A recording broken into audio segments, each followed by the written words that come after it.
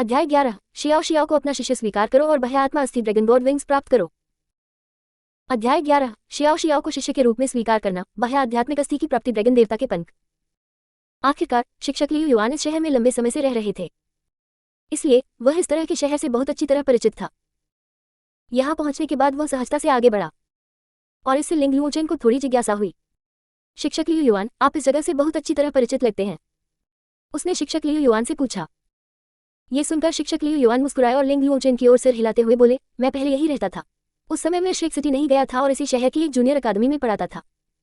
ये सुनकर लिंग लुओचेन ने सिर हिलाया, तो बात ऐसी है। फिर उसने ध्यान से चारों ओर की हर चीज को देखना शुरू किया। शुरू में उसे इस तरह के छोटे शहर में ज्यादा दिलचस्पी नहीं थी, लेकिन शिक्षक लियू युआन की यह बात सुनकर वह अचानक दिलचस्पी लेने लगी, क्योंकि वह शिक्षक लियू युआन से संबंधित हर चीज के बारे में अधिक जानना चाहती थी और उन्हीं की तरह शौक विकसित करना चाहती थी। आखिरकार जब कोई महिला किसी पुरुष को पाने की कोशिश करती है, तब भी उसे सतर्क रहने की जरूरत होती है। शिक्षक लियू युआन लिंग लुओचेन को जियो जियो के घर की ओर ले जाते रहे। ये देखकर कि लिंग लुओचेन आसपास की हर चीज में बहुत रुचि ले रही थी, उसने रास्ते में उसे शहर के कुछ स्थानीय रीति रिवाजों और प्रथाओं से परिचित कराने का अवसर भी लिया। परिणाम स्वरूप दोनों ने खुशी खुशी बातचीत की। कुछ ही समय बाद शिक्षक लियू युआन लिंग लुओचेन को शियाओ शियाओ के दरवाजे पर ले आए। शियाओ शियाओ का परिवार काफी धनी था, हालांकि उसके माता पिता डोलुओ महाद्वीप की कुलीन वर्ग से नहीं थे। वे सफल व्यापारी थे, इसलिए जियाओ जियाओ का घर बहुत बड़ा था। इस समय शियाओ शियाओ के घर के बाहर पहुंचकर लिंग लुओचेन ने कुछ जिज्ञासा के साथ शिक्षक लियू युआन से पूछा, शिक्षक क्या ये? शिक्षक लियू युआन ने मुस्कुराते हुए उत्तर दिया, यह मेरे एक पूर्व छात्र का घर है। इस छात्रा की प्रतिभा भी अच्छी है। 1 साल पहले जब मैं उसे पढ़ा रहा था, तब वह पहले ही 38वें स्तर पर थी। पहले मेरी उससे श्रेक में दोबारा मिलने की अपॉइंटमेंट थी, लेकिन मुझे उम्मीद नहीं थी कि उसके दाखिला लेने से पहले ही मुझे श्रेक छोड़ना पड़ेगा। चूंकि हम वैसे भी यहाँ हैं, तो चलो उससे पूछ लेते हैं कि क्या वह हमारे साथ सनमून जाने को तैयार है। दरअसल मैं इसी दौरान उसे भी अपनी शिष्या बनाना चाहती थी। अगर वह और उसके माता पिता सहमत हो जाते हैं, तो आज से आपकी एक छोटी बहन होगी। शिक्षक लियू युआन की यह बात सुनकर लिंग लुओचेन तुरंत उत्सुक हो गया और उसने उनसे पूछा, तो उसका नाम क्या है? शिक्षक लियू युआन मुस्कुराए, शाओ शाओ। दोनों बातें करते हुए आगे बढ़े। फिर दरवाजे पर पहुंचकर शिक्षक लियू युआन ने सीधी दस्तक दी। तभी अंदर खड़ी एक नौकरानी ने दरवाजा खोला और बाहर देखा। शिक्षक लियू युआन ने शियाओ शियाओ के घर एक से अधिक बार दौरा किया था, तो इस नौकरानी ने भी शिक्षक लियू युआन को पहचान लिया। उन्हें आते देख नौकरानी के चेहरे पर तुरंत हैरानी के भाव आ गए। क्या ये शिक्षक लियू युआन है? आप यहाँ क्यों आए हैं? कृपया जल्दी अंदर आइए। फिर वह जल्दी से शिक्षक लियू युआन को बैठक कक्ष में ले गई और उन्हें बिठा दिया। उसने तुरंत घर के अंदर मौजूद शियाओ शियाओ और शियाओ शियाओ के माता पिता को इस मामले की जानकारी दी। ये जानने के बाद उन्हें भी बहुत सुखद आश्चर्य हुआ और वे तुरंत शिक्षक लियू युआन से मिलने चले गए। शिक्षक लियू युआन, मुझे आपकी बहुत याद आई। बेशक उनमें सबसे तेज तो शियाओ शियाओ ही थी। 6 महीने से अधिक समय से उन्हें न देख पाने के कारण जियाओ जियाओ को शिक्षक लियू युआन की बहुत याद आ रही थी, इसलिए जैसे ही उसने उनके आने की खबर सुनी, वो तुरंत बाहर भाग गई। उसने शिक्षक लियू युआन को गले लगाया और फिर एक छोटी बहन की तरह उनसे लिपट गई, जैसे कि वह बहुत नखरे दिखा रही हो। शिक्षिका लियू युआन ने प्यार से उसके सिर पर हाथ फेरा। उन्होंने मुस्कुराते हुए ये भी पूछा, क्या आप हाल ही में ठीक से साधना कर रहे हैं? आधा साल बीत चुका है, क्या आपकी ताकत में सुधार हुआ है? ये सुनकर जियाओ जियाओ ने शिक्षक लियू युआन को उत्तर दिया, यद्यपि कुछ सुधार हुआ है, पर यह बहुत अधिक नहीं है। मैंने आधे साल में केवल 2 स्तर की प्रगति की है और मैं अभी केवल 40 वर्ष का हूँ। मुझे अभी तक कोई स्पिरिट रिंग प्राप्त नहीं हुई है। इस बारे में बात करते हुए जियाओ जियाओ ने शिकायत करना शुरू कर दिया, शिक्षक लियू युआन, आपकी कक्षाएं अब भी सबसे अच्छी हैं, वे रोचक और समझने में आसान हैं। जब से आपने छोड़ा है, मुझे हर दिन क्लास जाना जेल में रहने जैसा लगता है। लेवल बढ़ाना भी बहुत धीमा है। उस समय आपने मुझे सिर्फ 1 साल पढ़ाया था और मैं 18वें लेवल से 38वें लेवल तक ही पहुंच पाया था। बाकी शिक्षक तो आपके मुकाबले बिल्कुल ही घटिया हैं। ये सुनकर शिक्षक लियू युआन मुस्कुराए और कुछ नहीं बोले। और शियाओ शियाओ ने उनसे कहा, खैर अब सब ठीक है, मैं भी श्रेक देखने जा रही हूँ और तब भी मैं आपकी छात्रा रहूंगी। ये सुनकर शिक्षक लियू युआन ने फिर कहा, इस बार मैं विशेष रूप से इसी मामले के लिए आया हूँ, लेकिन चलिए इस बारे में बाद में बात करते हैं, पहले मैं आप लोगों से किसी का परिचय करा देता हूँ। अपनी बात समाप्त करने के बाद उन्होंने लिंग लुओचेन का परिचय उससे कराया। ये लिंग लुओचेन है, आप इन्हें बहन लिंग कह सकते हैं, ये मेरी शिष्या है। शिक्षक लियू युआन का परिचय सुनने के बाद शियाओ शियाओ के चेहरे पर तुरंत ईर्ष्या का भाव आ गया। उसने लिंग लुओचेन से दोस्ताना बातचीत की और फिर कुछ मजाकिया अंदाज में शिक्षक लियू युआन से कहा, शिक्षक जी, आप मुझे भी क्यों नहीं दाखिला दे देते? शिक्षक लियू युआन मुस्कुराए और सिर हिलाते हुए बोले, ठीक है, अगर तुम तैयार हो और तुम्हारे माता पिता सहमत हैं, तो मैं तुम्हें दाखिला दे दूंगा। शाओ शाओ तुरंत खुश हो गई, तो फिर आपको अपने वचन से मुकरने की अनुमति नहीं है। जब वे इस बारे में बात कर रहे थे, तभी शियाओ शियाओ के माता पिता भी बैठक कक्ष में आ गए। शिक्षक लियू युआन को देखते ही दोनों ने बड़े उत्साह से उनका अभिवादन किया। आखिरकार वे शिक्षक लियू युआन की क्षमता से भी परिचित थे। शिक्षक लियू युआन ने शियाओ शियाओ को केवल 1 वर्ष तक पढ़ाया और उसने अपनी आध्यात्मिक शक्ति में 20 स्तरों का सुधार किया। लेकिन बाद में शिक्षक बदलने के बाद भी उसने आधे साल में केवल 2 स्तर की प्रगति हासिल की। यहाँ अंतर बहुत बड़ा था। इसलिए शियाओ के माता पिता भी चाहते थे कि शियाओ जल्दी से श्रेक में जाकर शिक्षक लियू युआन की छात्रा बन जाए। अगर उसे दूसरों से ही शिक्षा मिलती रही तो क्या वह पिछड़ नहीं जाएगी। फिर सब लोग जल्दी से बैठक कक्ष में सोफे पर बैठ गए। जैसे ही शियाओ के पिता बैठे, उन्होंने कहा, शिक्षक लियू युआन, मुझे बिल्कुल उम्मीद नहीं थी कि आप इस समय हमारे घर आएंगे। मैं अभी अपनी पत्नी से बात कर रहा था, कह रहा था कि शियाओ जल्द ही श्रेक देखने जाएगी और उसे निश्चित रूप से आपके साथ पढ़ना चाहिए। ये सुनकर शिक्षक लियू युआन ने मुस्कुराते हुए कहा, दरअसल मैं इस बार विशेष रूप से इसी काम के लिए आया हूँ। ये सुनकर शियाओ के माता पिता ने हैरानी भरे भाव दिखाए। ओह, शिक्षक लियू युआन, आपका मतलब? शिक्षक लियू युआन ने कहा, दरअसल मैं अब श्रेक में काम नहीं कर रहा हूँ। शियाओ के माता पिता दोनों के चेहरे पर तुरंत आश्चर्य के भाव आ गए। ऐसा क्यों? शिक्षक लियू युआन, क्या हमें बताना सुविधाजनक है? शिक्षक लियू युआन ने सिर हिलाकर कहा, बिल्कुल। उसने न तो बात को बड़ा चढ़ाकर बताया और न ही उसमें कुछ बदलाव किए, लेकिन वह श्रेक की प्रतिष्ठा के लिए इस मामले को गुप्त भी नहीं रख सकता था, क्योंकि वह श्रेक का प्रशंसक नहीं रहा था। इसलिए उसने जल्दी से उन्हें वह सब कुछ बता दिया जो श्रेक ने उस दिन किया था। और यह सुनकर शियाओ और किनारे पर खड़े अन्य लोग सदमे से भर गए। ये पहली बार था जब उन्हें पता चला कि श्रेक अकादमी के तरीके इतने घृणित थे कि वे जबरदस्ती और प्रलोभन जैसी चीजें भी कर सकते थे। तो इस समय शियाओ पहले से ही काफी गुस्से में थी और उसने तुरंत कहा, मुझे उम्मीद नहीं थी कि श्रेक अकादमी इतनी घटिया होगी। उफ, मैंने सच में उनके बारे में गलत अनुमान लगाया था। तो मैं इस श्रेक अकादमी में नहीं जा रहा। वैसे भी शिक्षक लियू युआन अब वहां नहीं है, मैं उनके श्रेक अकादमी में क्यों जाऊंगा? एक तरफ खड़े शियाओ के माता पिता ने शिक्षक लियू युआन से पूछा, तो फिर शिक्षक लियू युआन, भविष्य के लिए आपकी क्या योजनाएं हैं? शिक्षक लियू युआन ने कहा, मैं सन मून रॉयल अकादमी में जाना चाहता हूँ। चूंकि श्रेक अकादमी में मेरा प्रवेश संभव नहीं है, इसलिए मैं जगह बदल लूंगा। और श्रेक अकादमी के अलावा सन मून रॉयल अकादमी सबसे अच्छी अकादमी है, इसलिए वह जगह मेरे लिए अधिक उपयुक्त है।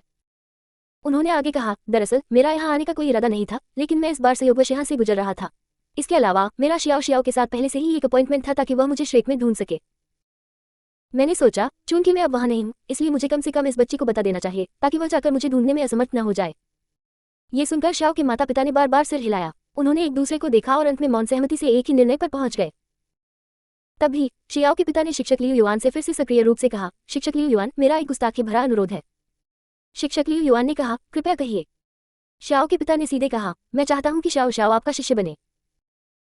शिक्षक लियू युआन को उम्मीद नहीं थी कि शियाओ के पिता इस मुद्दे को खुद उठाएंगे, लेकिन फिर भी उन्होंने शियाओ के पिता से पुष्टि की, ये संभव है? दरअसल इस बार आने पर मेरे मन में भी यही विचार आया था, लेकिन आपको अच्छी तरह सोचना होगा, अगर वह मेरे साथ आती है तो शियाओ श्रेक अकादमी में नहीं जा पाएगी। ये सुनकर शियाओ के पिता ने अपने हाथ फैलाए और पूछा, श्रेक अकादमी क्या है? जब तक आप शियाओ को शिष्य के रूप में स्वीकार करने को तैयार हैं, तब तक एक श्रेक अकादमी की तो बात ही छोड़िए, 10 श्रेक अकादमियां भी आपके सामने कुछ नहीं है। शियाओ के पिता का दिल दर्पण की तरह साफ था। श्रेक अकादमी चाहे कितनी भी मजबूत क्यों न हो, ऐसा शिक्षक कहाँ मिलेगा जो एक छात्र को 1 साल में इतना सुधार करने में मदद कर सके। जब तक आप सहमत हैं, शियाओ अब से आपका शिष्य होगा। ये सुनकर शियाओ ने आशा से भरे चेहरे के साथ शिक्षक लियू युआन की ओर देखा और शिक्षक लियू युआन ने स्वाभाविक रूप से बिना किसी झिझक की तुरंत सहमति दे दी। ठीक है, तो मैं इस शिष्य को स्वीकार कर लूंगा। ये सुनकर शियाओ के पिता ने तुरंत शियाओ से आग्रह किया, शियाओ तुम अभी भी वहां क्यों खड़े हो? शिष्य बनने का समारोह संपन्न करो। ठीक है, तुरंत। शियाओ ने तुरंत डोलुओ महाद्वीप से शिक्षक लियू युआन के प्रति शिष्यत्व समारोह संपन्न किया। अपने माता पिता की उपस्थिति में उसने उनके साथ गुरु शिष्य का संबंध स्थापित किया और समारोह के समापन के साथ ही सिस्टम की आवाज फिर सुनाई दी, डिंग। बधाई हो मेजबान, आपने शियाओ के साथ गुरु शिष्य का संबंध सफलतापूर्वक स्थापित कर लिया है। शिष्य की जानकारी इस प्रकार है। नाम जियो, प्रतिभा S, आत्मा शक्ति स्तर 40, आत्मा की अंगूठी को अवशोषित कर सकता है। डिंग। बधाई हो मेजबान, आपको शिष्य स्वीकृति का एक विशेष पुरस्कार मिला है। चौथे आध्यात्मिक वलय की आयु 100,000 वर्ष बढ़ गई है और शारीरिक शक्ति में 50% की वृद्धि हुई है। क्योंकि शिष्य शियाओ की आपकी प्रति कृपा चरम सीमा पर पहुंच गई है, इसलिए पुरस्कार देने की तैयारी की जा रही है। डिंग। आपकी किस्मत स्वर्ग को चुनौती दे रही है, इस इनाम को एक महत्वपूर्ण सफलता मिली है। बधाई हो, आपने बाहरी स्पिरिट बोन प्राप्त कर लिया है, ड्रैगन गॉड विंग्स। अध्याय 12 आत्मा शक्ति में अभूतपूर्व वृद्धि, 94वां स्तर, हुआ युहाओ मिल गया। अध्याय 12 आध्यात्मिक शक्ति ने 94वें स्तर को पार किया, हुआ युहाओ मिल गया। ठीक उसी क्षण सिस्टम की आवाज अचानक सुनाई दी। यहां तक कि लियू युआन भी अपने दिल में एक तीव्र सदमे की अनुभूति से खुद को रोक नहीं पाया। ड्रैगन गॉड विंग्स, क्या ये वही ड्रैगन देवता है जिसे मैं जानता हूं? डोलू ब्रह्मांड में सबसे शक्तिशाली, सभी स्पिरिट बीस्ट्स का निर्माता, ड्रैगन गॉड। उन्हें उम्मीद नहीं थी कि सिस्टम उन्हें ऐसा इनाम देगा। उसने जल्दी से अपना पैनल खोलकर जांच की और अपनी जांच के दौरान उन्होंने बाहरी स्पिरिट बोन अनुभाग में यह इनाम तुरंत ढूंढ लिया। लियू युआन ने उस अनुभाग में यह विवरण देखा, ड्रैगन गॉड विंग्स। डोलू ब्रह्मांड के सबसे शक्तिशाली प्राणी ड्रैगन गॉड के समान ड्रैगन पंख। ड्रैगन गॉड विंग्स को सक्रिय करने के बाद आप बेहद तेज उड़ान गति प्राप्त कर सकते हैं। साथ ही आप निष्क्रिय कौशल भी हासिल कर सकते हैं। निष्क्रिय कौशल एक वंश दमन। जैसे ही आप ड्रैगन गॉड विंग्स को बुलाते हैं, आपके सामने मौजूद सभी स्पिरिट बीस्ट आपके वंश द्वारा दमित हो जाएंगे, जिससे उनकी शक्ति 50% तक कम हो जाएगी। निष्क्रिय कौशल 2 आत्मा पशु संबंध। जैसे ही आप ड्रैगन गॉड विंग्स का आह्वान करते हैं, आपको सभी आत्मा पशुओं की रिक्त रेखा से उनकी सद्भावना प्राप्त होगी। आत्मा पशु अवचेतन रूप से आपके प्रति विश्वास, सम्मान और प्रेम जैसी भावनाएं विकसित करेंगे। विवरण पढ़ने के बाद लियू युआन चौंक गई। फुफकार, ये सचमुच ड्रैगन गॉड विंग्स थे। उसका दिल तुरंत बहुत खुश हो गया। इस बार तो मेरी किस्मत ही चमक गई है। और ड्रैगन गॉड विंग्स मिलने से मेरी उड़ने की गति भी तेज हो जाएगी। सबसे महत्वपूर्ण बात ये 2 निष्क्रिय कौशल हैं। बिल्कुल अजय। और इसके साथ अगर भविष्य में मेरी मुलाकात बुयुना और डिटियान से होती है, तो क्या उन्हें मुझे कुछ सम्मान नहीं देना पड़ेगा? लियू युआन जितना ज्यादा इसके बारे में सोचता था, उतना ही ज्यादा उत्साहित महसूस करता था और उसे लगता था कि उसका भविष्य उज्जवल है। आखिरकार उनके दोनों शिष्यों ने उन्हें अत्यंत उदार पुरस्कार दिए थे। और जिन 2 शिष्यों को उन्होंने अपने साथ लिया, वे तो कहानी के मुख्य पात्र भी नहीं थे। ये सोचकर लियू युआन का दिल और भी ज्यादा उत्साहित हो गया। यदि वह नियति के पुत्र को अपने यहाँ शरण दे पाता हो युहाओ भी, तब उसे किस प्रकार का पुरस्कार मिलेगा? यकीन मानिए, इनाम और भी ज्यादा उदार होगा। इसलिए उनकी निगाहें स्वाभाविक रूप से और अधिक भावुक होती चली गईं। उसने तुरंत अपने विचारों को समायोजित कर लिया।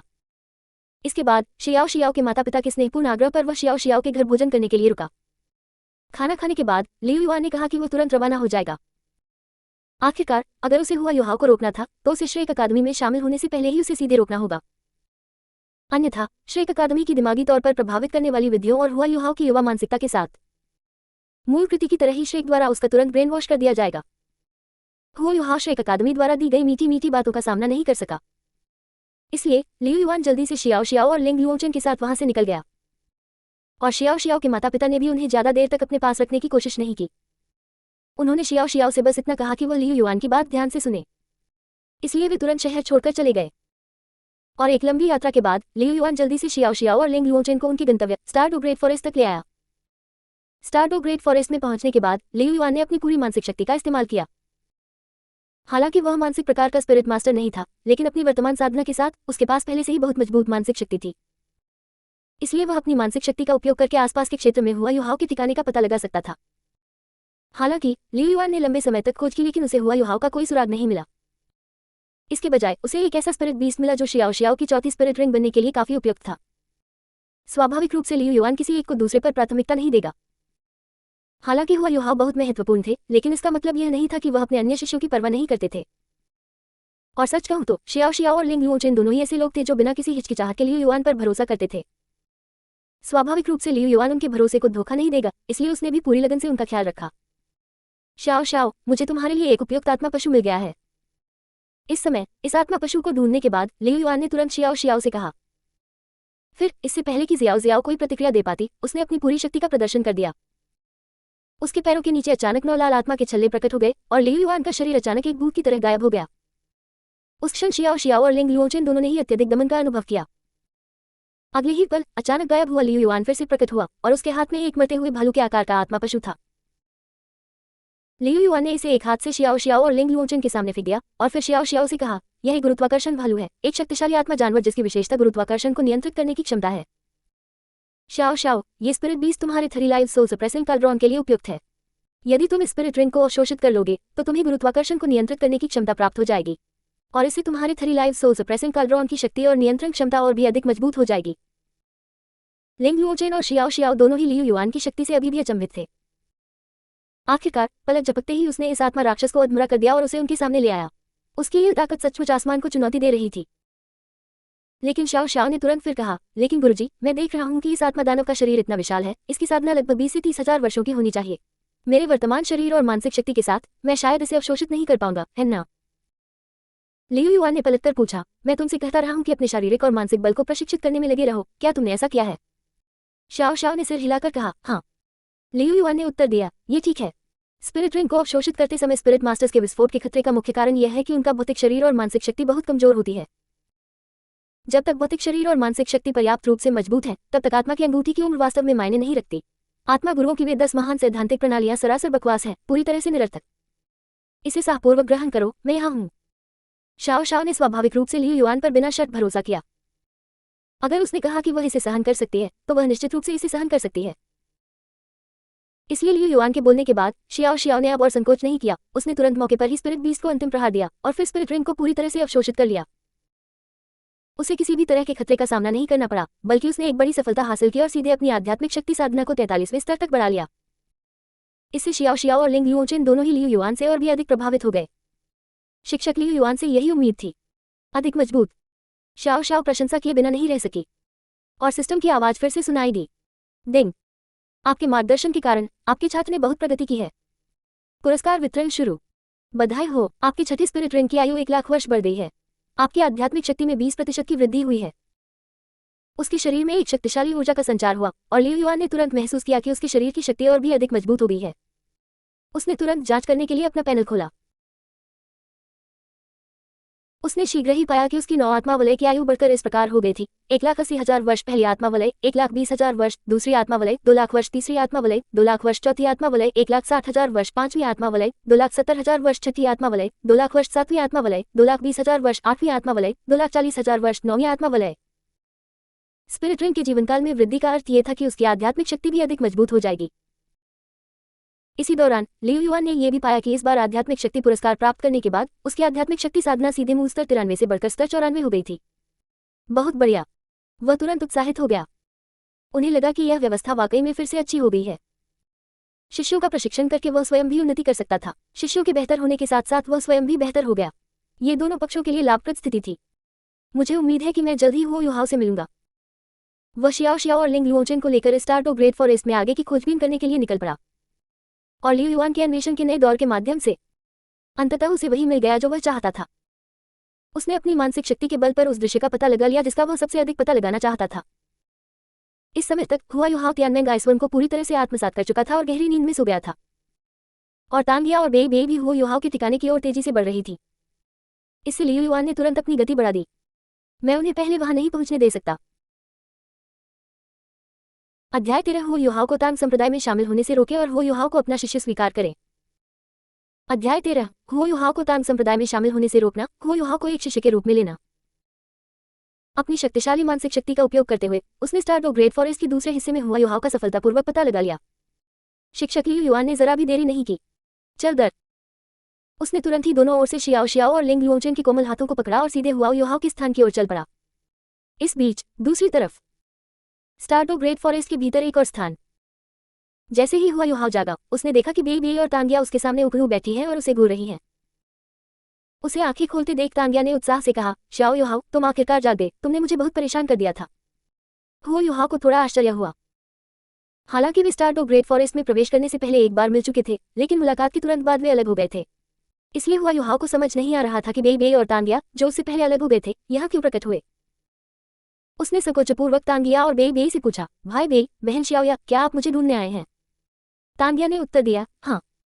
आपसे विदा होने के बाद हमने आपके जाने की दिशा के आधार पर अनुमान लगाना शुरू किया, ये सोचते हुए कि आप शायद अकेले ही स्टार्डो ग्रेट फॉरेस्ट में आ गए होंगे, इसलिए हम आपका पीछा करना और आपकी रक्षा करना चाहते थे। वाह, मुझे सच में इसकी उम्मीद नहीं थी। तुम बहुत साहसी हो। तुम्हारी सीमित क्षमताओं के साथ तुम स्टार्डो ग्रेट फॉरेस्ट में आसानी से मारे जा सकते थे, लेकिन तुम बहुत भाग्यशाली थे, तुम्हें चोट नहीं आई। ये सुनकर हुआ युहाओ थोड़ा भावुक हुए बिना नहीं रह सकी। हुआ युहाओ अभी जवान ही था और बचपन से ही उसने कठिन जीवन जिया था। अब जैसे ही वह किसी को अपने प्रति दयालुता दिखाते देखता, वह आसानी से भावुक हो जाता था। इतना ही नहीं, तांगिया और बेई बेई सचमुच ईमानदार थी। उसे थोड़ा दयनीय हालत में देखकर उन्होंने उसकी मदद करने की पहल की और इस समय उनके पास साजिश रचने के लिए कुछ भी नहीं बचा था।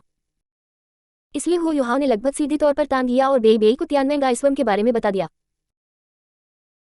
लेकिन ठीक इसी क्षण तांगिया ने फिर से हुआ युहाओ से पूछा, तुम्हारे इस बचकाने रूप को देखकर, ठीक है, मैं अब तुम्हें और नहीं चिढ़ाऊंगी।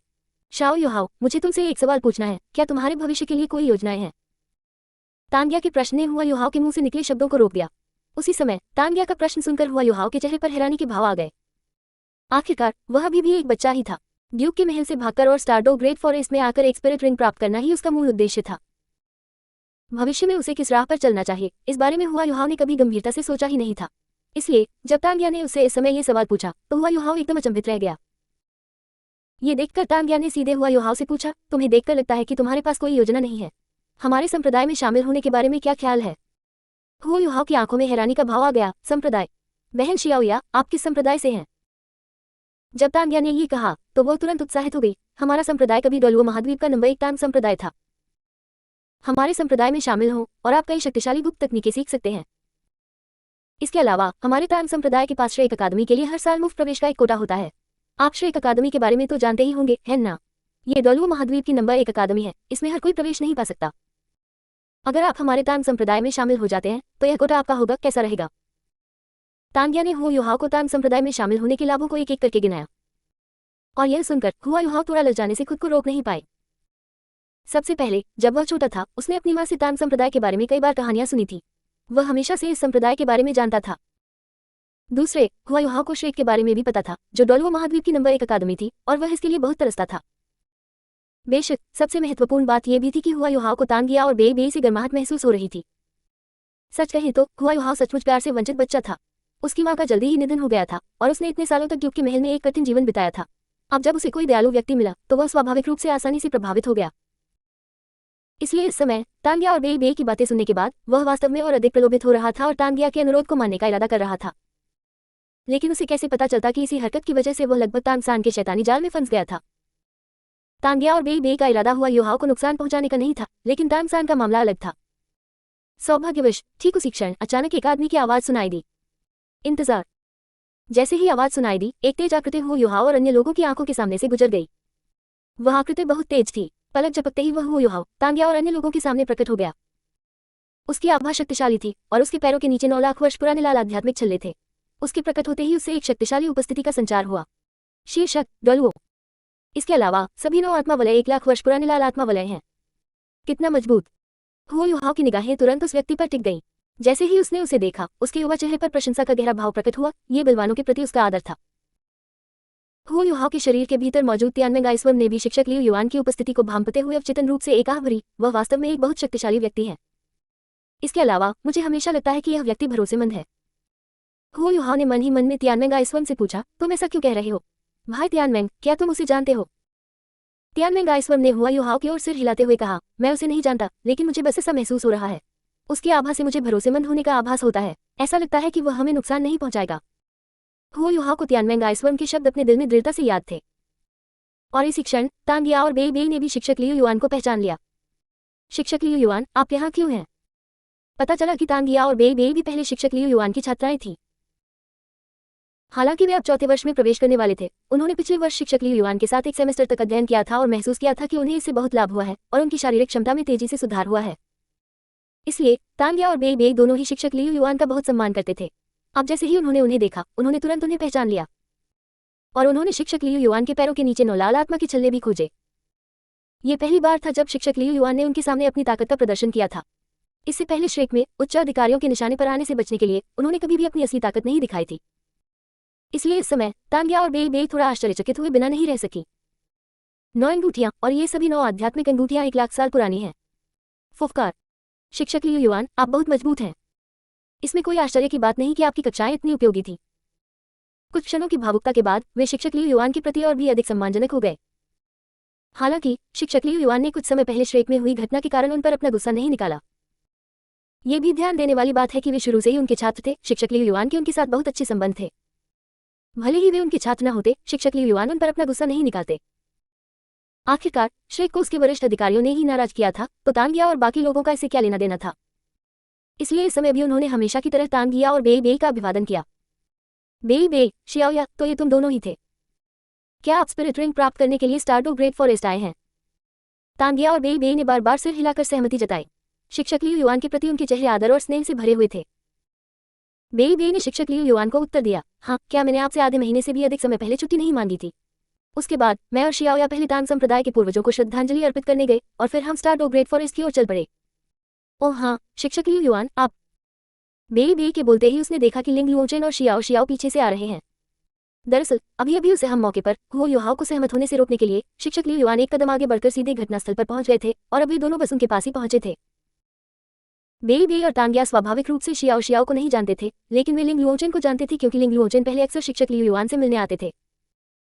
तो इस समय उन्हें और भी अजीब लगा। वे थोड़ा समझ नहीं पा रहे थे कि लिंग लुओचेन और शिक्षक लियू युआन यहाँ क्यों होंगे। बहन लुओचेन भी यहाँ है। शिक्षक लियू युआन ने हाथ हिलाते हुए कहा, खैर यह एक लंबी कहानी है, मैं आपको बाद में बताऊंगा। चलिए अब मुख्य मुद्दे पर बात करते हैं। अपनी बात समाप्त करने के बाद उन्होंने सीधे बगल में बैठे हुआ युहाओं की ओर देखा और मुस्कुराते हुए पूछा, मेरे प्यारे दोस्त, मैं देखता हूं कि तुम्हारी अस्थि संरचना असाधारण है। तुम साधना के लिए एक अच्छी सामग्री हो। मैं तुम्हें अपना शिष्य बनाना चाहता हूं, क्या तुम तैयार हो? अध्याय 14। लियू युआन 9वें स्तर का आत्मा गुरु बन जाता है। श्रेक के अंधकार का पर्दाफाश। अध्याय 14। शिक्षक लियू युआन 9वें स्तर के आत्मा डोलुओ बने। श्रेक के अंधकार का पर्दाफाश। उत्साहित। इस समय हुआ युहा अंदर ही अंदर बेहद उत्साहित थी। आखिरकार उसने कभी उम्मीद नहीं की थी कि उसका भाग्य इतना अच्छा होगा। किसी प्रतिष्ठित डॉलू द्वारा वास्तव में कृपा प्राप्त करना, यह ऐसी चीज थी जिसके बारे में वह सपने में भी सोचने की हिम्मत नहीं करता था। इस समय हुआ युहा बेहद परेशान हो गया था। वह इतना उत्साहित हो गया कि वही जम गया। क्या शिक्षक लियू युआन आपको शिष्य के रूप में स्वीकार करने को तैयार है? छोटे युहाओ, तुमने तो इस बार सचमुच जैकपॉट जीत लिया है। शिक्षक लियू युआन अब तक के सबसे शक्तिशाली शिक्षक हैं जिन्हें मैंने देखा है। आप उसे अपना स्वामी मानने में इतनी जल्दी क्यों नहीं कर रहे हैं? इसी बीच बगल में खड़ी तांगिया और बेई ने तुरंत हुआ युहाओ को याद दिलाया। हालांकि उनका मूल उद्देश्य हुआ युहाओ को तांग संप्रदाय में भर्ती करना था, लेकिन वे किसी और से बेहतर जानते थे कि शिक्षक लियू युआन की शिक्षण क्षमता कितनी उत्कृष्ट थी। उनकी शिक्षण क्षमता का कोई सानी नहीं था, यहाँ तक कि श्रेक अकादमी में भी। और तांगिया और बेई बुरे लोग नहीं थे। ये देखकर कि हुआ युहाओ को एक बेहतर ठिकाना मिल गया है, वे स्वाभाविक रूप से उसके लिए खुश हुए। इसलिए दोनों ने जल्दी से हुआ युहाओ के कंधे पर थपथपाया और उसे याद दिलाया। और उन दोनों द्वारा याद दिलाए जाने के बाद हुआ युहाओ तुरंत होश में आ गया। हे प्रभु, कृपया अपने शिष्य का प्रणाम स्वीकार करें। हुआ युहाओ ने तुरंत ही शिक्षक लियू युआन के प्रति अपने डोलुओ महाद्वीप की शिष्य स्वीकृति समारोह का निर्वाह किया। और शिक्षक लियू युआन ने मुस्कुराते हुए हुआ युहाओ की ओर सिर हिलाया और फिर कहा, जी हाँ, आज से तुम मेरे तीसरे शिष्य हो। अपनी बात समाप्त करने के बाद उन्होंने हुआ युहाओ का परिचय देना शुरू किया। यह आपकी वरिष्ठ शिष्या लिंग लुओचेन है, जिन्होंने अब स्पिरिट सम्राट साधना प्राप्त कर ली है। ये तुम्हारी दूसरी शिष्या बहन शियाओ है। वह उम्र में तुम्हारे जैसी ही है, लेकिन पहले से ही 43वें स्तर पर है।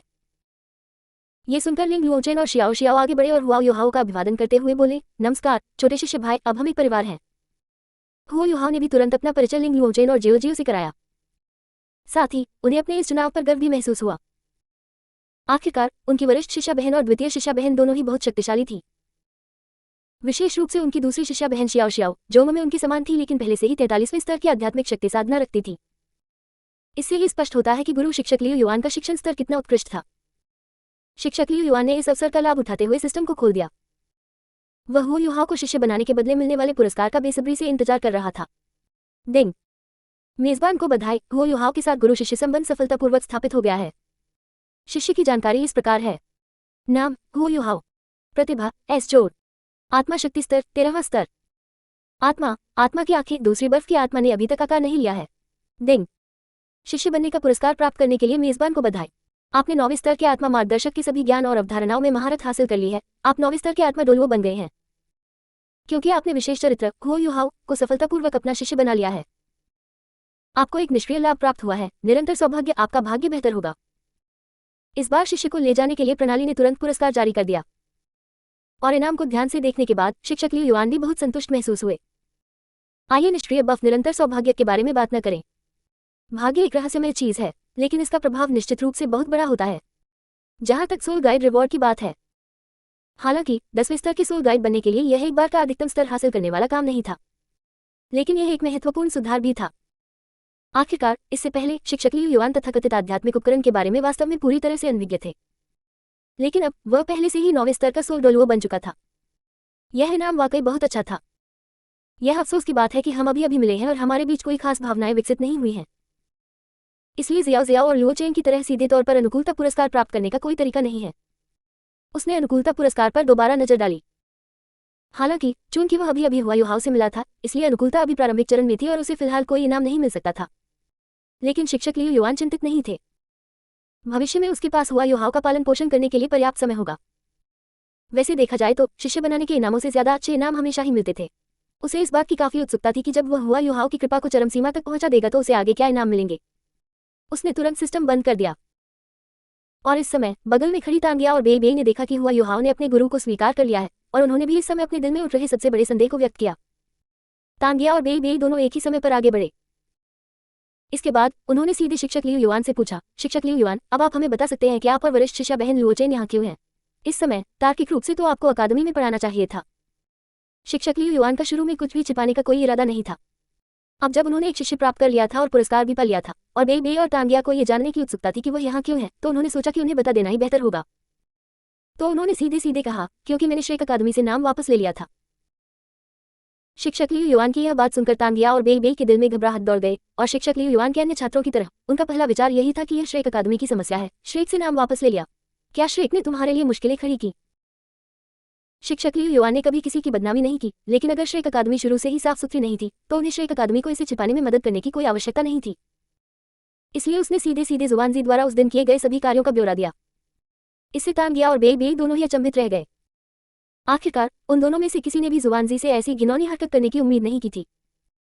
बेई बेई ने हैरानी भरे चेहरे के साथ कहा, क्या इसमें कोई गलतफहमी हो सकती है? लेकिन लिंग लुओचेन आगे बढ़कर बोला, कोई गलतफहमी नहीं है, बिल्कुल यही हुआ था, मैं गवाही दे सकता हूँ। या आप ये कह रहे हैं कि आपको शिक्षक लियू युआन पर विश्वास नहीं है? लिंग लुओचेन की यह बात सुनकर तांगिया और बेई बेई ने तुरंत कहा, नहीं नहीं नहीं, गुरुजी ने जो कहा वह अवश्य ही सच होगा। बस हमें यह उम्मीद नहीं थी कि जुबान लाओ ऐसा कुछ करेगा। लिंग लुओचेन ने बेबसी से कहा, मुझे पहले से इसकी उम्मीद नहीं थी, लेकिन फिर भी ऐसा हो गया। इसी बीच बगल में खड़े हुआ युहा को यह सब सुनकर अचानक सौभाग्य का एहसास हुआ कि वह श्रेक अकादमी नहीं गया था। उसे अचानक एहसास हुआ कि श्रेक अकादमी उतनी अच्छी जगह नहीं थी जितनी सोची थी, ये जगह काफी अंधेरी थी। शिक्षक लियू युआन, अब आप आगे कहाँ जाने की योजना बना रहे हैं? तांघा ने फिर वो युहाओं से पूछा। शिक्षक लियू युआन ने भी इसे छिपाया नहीं, उन्होंने सीधे कहा, सन मून रॉयल अकादमी को। वह पक्ष भी अच्छा है। तांगिया और बेई बेई से कुछ और बातें कहने के बाद वह जल्दी से हुआ युहाओ, लिंग लुओचेन और शियाओ शियाओ के साथ चला गया।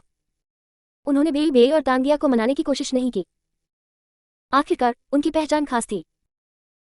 बेई बेई के परदादा मुइन थे और तांगिया आखिरकार तांग संप्रदाय के प्रमुख थे जिनके श्रेक के साथ जटिल संबंध थे।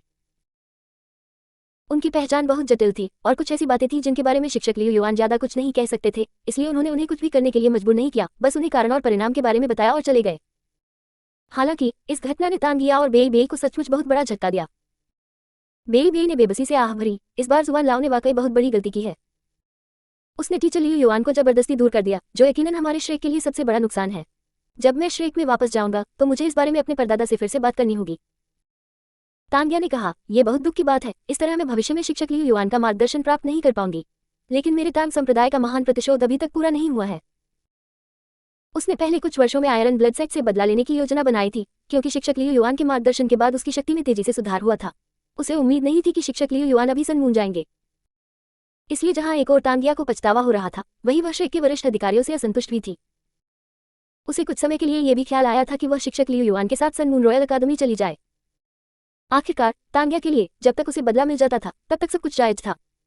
बिल्कुल, न तांघा और न ही बेई बेई को यह पता था। जो कुछ अभी अभी हुआ था उसका पता तांगसान को भी देवलोक में चल गया था, और इस दृश्य को देखकर तांगसान गुस्से से अधमरा हो गया। अध्याय 15 तांगसान गुस्से में है, Liu Yuan Sun Moon Royal अकादमी में पहुंचता है। अध्याय 15 तांगसान की हताशा, लियू युआन का सन मून रॉयल अकादमी में आगमन। तांगसान के क्रोध से अधमरा होने का कारण स्वाभाविक रूप से यह था कि उसने डोलवो महाद्वीप पर पहले जो कुछ हुआ था उसे देखा था।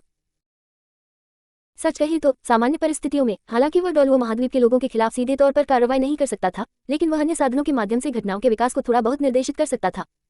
उदाहरण के लिए, हुआ युहाओ ठीक उसी समय स्टारडो ग्रेट फॉरेस्ट में क्यों प्रकट हुआ? उस दिन हुआ युहाओ ड्यूक के महल से इतनी आसानी से भाग निकलने में कामयाब क्यों हो गया था? हुआ युहाओ तांगिया और बेई बेई से क्यों मिले? ये सब कुछ एक संयोग जैसा लग रहा था, लेकिन असल में ये सभी घटनाएं तांगसान द्वारा सावधानीपूर्वक योजनाबद्ध तरीके से आयोजित की गई थी। हालांकि वह प्रत्यक्ष रूप से हस्तक्षेप नहीं कर सकता था, फिर भी वह हस्तक्षेप करने के लिए अपने अधिकार का प्रयोग कर सकता था, जैसे हवा और बारिश लाना। वही ईश्वर राजा हैं, उनके एक शब्द से ही स्थानीय हवा और बारिश हो सकती है। क्या हवा और बारिश को नियंत्रित करने वाले देवता भी उनके आदेश का पालन करने का साहस करेंगे? इसलिए स्टारडो ग्रेट फॉरेस्ट के बाहर हुआ युहाओ की तांगिया और बेई बेई से मुलाकात वास्तव में तांगसान की सावधानीपूर्वक योजना का परिणाम थी। वह चाहते थे कि तांगिया और बेई बेई हुआ युहाओ को तांग संप्रदाय में भर्ती करें। हालांकि वर्तमान में तांग संप्रदाय का प्रबंधन तांगिया द्वारा किया जा रहा है, लेकिन एक बार जब हुआ युहाओ तांग संप्रदाय में शामिल हो जाएगा तो उसे भविष्य में अपने पूर्वजों को स्वीकार करना होगा। तब तांग संप्रदाय के संस्थापक वह हमेशा उनसे ऊपर रहेंगे। इसके अलावा अगर हुआ युहाओ तांग संप्रदाय में शामिल हो जाता है तो क्या वह श्रेक में भी शामिल नहीं हो जाएगा? तांग संप्रदाय के संस्थापक होने के अलावा तांगसान श्रेक के साथ मूल शैतानों में से एक भी थे। क्या इससे भविष्य में हुआ युहाओ को नियंत्रित करना उसके लिए और भी आसान नहीं हो जाएगा? लेकिन जिसकी उन्हें उम्मीद नहीं थी वह ये था, उनकी सावधानीपूर्वक बनाई गई योजना को लियू युआन ने इस तरह से विफल कर दिया। इसलिए इस समय ईश्वर राजा के हॉल के अंदर ये दृश्य देखकर तानसान गुस्से से लगभग अधमरा हो गया था। धिक्कार है, इसने मेरी शानदार योजना बर्बाद कर दी। ये व्यक्ति तो मौत को दावत दे रहा है। उसने दांत पीसते हुए शाप दिया और मन ही मन बेहद असंतुष्ट महसूस करते हुए उसने डोलवो महाद्वीप पर लियू युआन को देखा। हालांकि तानसान को इससे चिढ़ तो हुई, लेकिन उसके पास लियू युआन पर सीधे हमला करने का कोई तरीका नहीं था। दरअसल जैसा कि लियू युआन ने अनुमान लगाया था, वह केवल क्यान कुनमेन की घाटी जैसी स्थितियों में ही वैध रूप से कार्य कर सकता था, जो परीक्षणों के बहाने आयोजित की जा रही थी। अन्यथा सामान्य परिस्थितियों में विनाश के देवता की निरंतर निगरानी में तानसान चाहे कितना भी क्रोधित क्यों न हो, वह केवल देख सकता था और कुछ नहीं कर सकता था। इसलिए कुछ सोचने के बाद वह केवल टाइटैन और न्यूतियान से ही संपर्क कर सका, जो इस समय भी डोलवो महाद्वीप पर ही थे। टाइटैन, न्यूतियान, मुझे आप दोनों से एक पत्र लिखवाने की जरूरत है, जिसमें डोंग ए को श्रेक अकादमी से नाम वापस लेने और सीधे सनमून रॉयल अकादमी में जाने के लिए कहा गया हो। तानसान ने टाइटान और न्यूतियान को निर्देश दिए। इससे टाइटैन और न्यूतियान कुछ हद तक असमंजस में पड़ गए। सनमून रॉयल अकेडमी जाना है? क्या आपको स्पिरिट टूल्स से सबसे ज्यादा नफरत नहीं है? क्या तुम ये भूल गए हो कि तुमने डोंग ए के शरीर में एक मुहर भी लगा दी थी ताकि वह आध्यात्मिक उपकरणों को सीख न सके? अब तुम उसे सनमून रॉयल अकेडमी जाने के लिए कह रहे हो। ये सुनकर तानसान ने केवल एक ठंडी सियाह भरी, उसकी आवाज अनिच्छा से भरी हुई थी। क्या आपको लगता है कि मैं ऐसा करना चाहता हूँ? सबसे ज्यादा तो मैं यही चाहता हूँ कि जो लोग आध्यात्मिक उपकरणों का इस्तेमाल करते हैं उनकी मृत्यु जल्द हो जाए। लेकिन योजना बदल गई है। नियति का पुत्र पहले ही सनमून रॉयल अकादमी जा चुका है, इसलिए डोंगर को उसके पीछे पीछे वहां जाना होगा। पहले वो उससे दोस्ती करेगी और उसकी करीबी दोस्त बन जाएगी, फिर वह अपना स्त्री रूप वापस पालेगी और उनकी दोस्ती बदल जाएगी। अंत में मैं दखल दूंगी। अगर वह सचमुच डोंग ऐसे प्यार करता है तो वह मेरी पकड़ से नहीं बच पाएगा। जहां तक उसके शरीर में लगी मुहर का सवाल है, मैं उसे संयोगवश हटा दूंगा। टाइटैन और न्यूतियान एक तरफ मन ही मन तानसान को एक विकृत मानसिकता वाला व्यक्ति मानकर कोस रहे थे, खासकर इसलिए क्योंकि वे उस दिन वहां मौजूद थे जब तानसान ने अपनी बेटी को 3 हिस्सों में बांट दिया था। इसलिए अब उन दोनों को यह महसूस होने लगा था कि तानसान द्वारा अपनी बेटी का उपयोग करने का तरीका किसी जानवर के तरीके से भी बदतर था। लेकिन जब तानसान अब देवराज बन चुके थे तो भला उन्हें कौन दोष दे सकता था? वे तानसान की अवज्ञा करने का साहस नहीं कर सकते थे और केवल आज्ञाकारी होकर सहमत हो सकते थे। हाँ, इसके बाद तानसान ने संपर्क काट दिया और उन दोनों ने श्रेक अकेडमी को एक पत्र लिखना भी शुरू कर दिया। इस बीच देवलोक में अब हालात स्थिर हैं। तानसान ने राहत की सांस ली और संतुष्टि महसूस की। हालांकि लियू युआन के हस्तक्षेप के कारण चीजें उनके द्वारा पहले से तय की गई योजना के अनुसार आगे नहीं बढ़ी, लेकिन तानसान ने अब स्थिति को सुधार लिया था। तीसरे भाई, छोटी सेवन कैसी है? मुझे उसकी बहुत याद आती है। और ठीक इसी समय ज़ियाओ भी संयोगवश गॉड किंग हॉल में आ गई। अंदर आते ही उन्होंने अपनी बेटी के बारे में पूछा। जाहिर तौर पर वह उसे बहुत याद कर रही थी, लेकिन तानसान अपनी कमियों को कैसे उजागर कर सकता था? भले ही उसने अपनी बेटी को सीधे 3 हिस्सों में बांट दिया था, फिर भी तानसान ने शियाओ से बेशर्मी से कहा, वह लड़की अच्छा कर रही है। डोलू महाद्वीप पर वह स्वस्थ रूप से पल बढ़ रही है और बहुत खुशहाल जीवन जी रही है। ये सुनकर ज़ियाओ को राहत मिली। ये तो बहुत बढ़िया है। उन्होंने आगे कहा, तुम्हें दमिंग और एयरमिंग से कहना होगा कि वे छोटी सेवन का और अधिक ध्यान रखें। उसे कुछ भी न होने दें। डोलू महाद्वीप अभी भी काफी खतरनाक है। ये सुनकर तानसान ने फिर जवाब दिया, चिंता मत करो, मेरे यहाँ होने से हमारी बेटी ठीक रहेगी। शाओवू का चेहरा खुशी से खिल उठा। आप माँ और बेटी हम दोनों के लिए वाकई बहुत अच्छी हैं। लेकिन उसने इस बात पर ध्यान नहीं दिया कि उसकी बातें सुनने के बाद तानसान की आंखों में थोड़ी देर के लिए अस्वाभाविकता का भाव झलक उठा। इस बीच सूर्य चंद्रमा महाद्वीप पर स्वाभाविक रूप से लियू युआन को देवलोक में घटित हो रही इन घटनाओं की बिल्कुल भी जानकारी नहीं थी। तांग्या और बेई से अलग होने के बाद से वह हु युहाओ, लिंग लुओचेन और जियो को सीधे सनमून रॉयल अकादमी की ओर ले गया था। अब वो सूर्य चंद्रमा महाद्वीप पर पहुंच चुका था और इस दौरान वह हुआ युहाओ की लोकप्रियता बढ़ाने को कभी नहीं भूला था। वैसे देखा जाए तो हुआ युहाओ की लोकप्रियता बढ़ाना वाकई बहुत आसान था। आखिरकार उसने बचपन से ही एक कठिन जीवन जिया था, ड्यूक के महल में दूसरों द्वारा लगातार दुर्व्यवहार का शिकार होता रहा था। इसलिए अब अगर दूसरे लोग उसके साथ थोड़ी सी भी सच्ची भलाई का व्यवहार करते तो वह कृतज्ञता से भर जाता। लियू युआन ने तो उसे साधना करना भी ठीक से नहीं सिखाया था, लेकिन इस दौरान कुछ सावधानीपूर्वक ध्यान देने के कारण हुआ युहाओ की लियू युआन के प्रति अनुकूलता में जबरदस्त वृद्धि हुई थी। युहाओ, ड्रिंक चाहिए। अभी उसने अपने भंडारण उपकरण से पेय पदार्थों की कुछ बोतलें निकाली थी। जब उसने शियाओ और लिंग लुओचेन को पेय पदार्थ दिए तो वे दोनों पहले से ही इसके आदी थे। उन्होंने बोतल के ढक्कन खोले और उन्हें पी गए। लेकिन आश्चर्यजनक रूप से जब बात हुआ युहाओ के आए तो सिस्टम ने अनुकूलता में तेजी से वृद्धि दिखाना जारी रखा। धन्यवाद गुरुजी, उसने कृतज्ञता से भरे चेहरे के साथ लियू युआन को धन्यवाद दिया।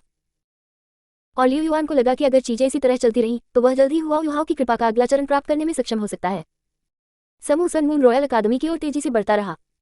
अंततः वे सनमून रॉयल अकादमी के अंदर पहुंच गए। लियू युआन सीधे शैक्षणिक मामलों के कार्यालय में नौकरी के लिए आवेदन करने गई। इसके बाद अकादमिक मामलों के कार्यालय के निदेशक ने उन्हें एक फॉर्म दिया और उनसे अपनी कुछ जानकारी भरने को कहा। लियू युआन ने फॉर्म भरकर निदेशक को वापस कर दिया, लेकिन फॉर्म की सामग्री देखने के बाद वह व्यक्ति मौके पर ही स्तब्ध रह गया।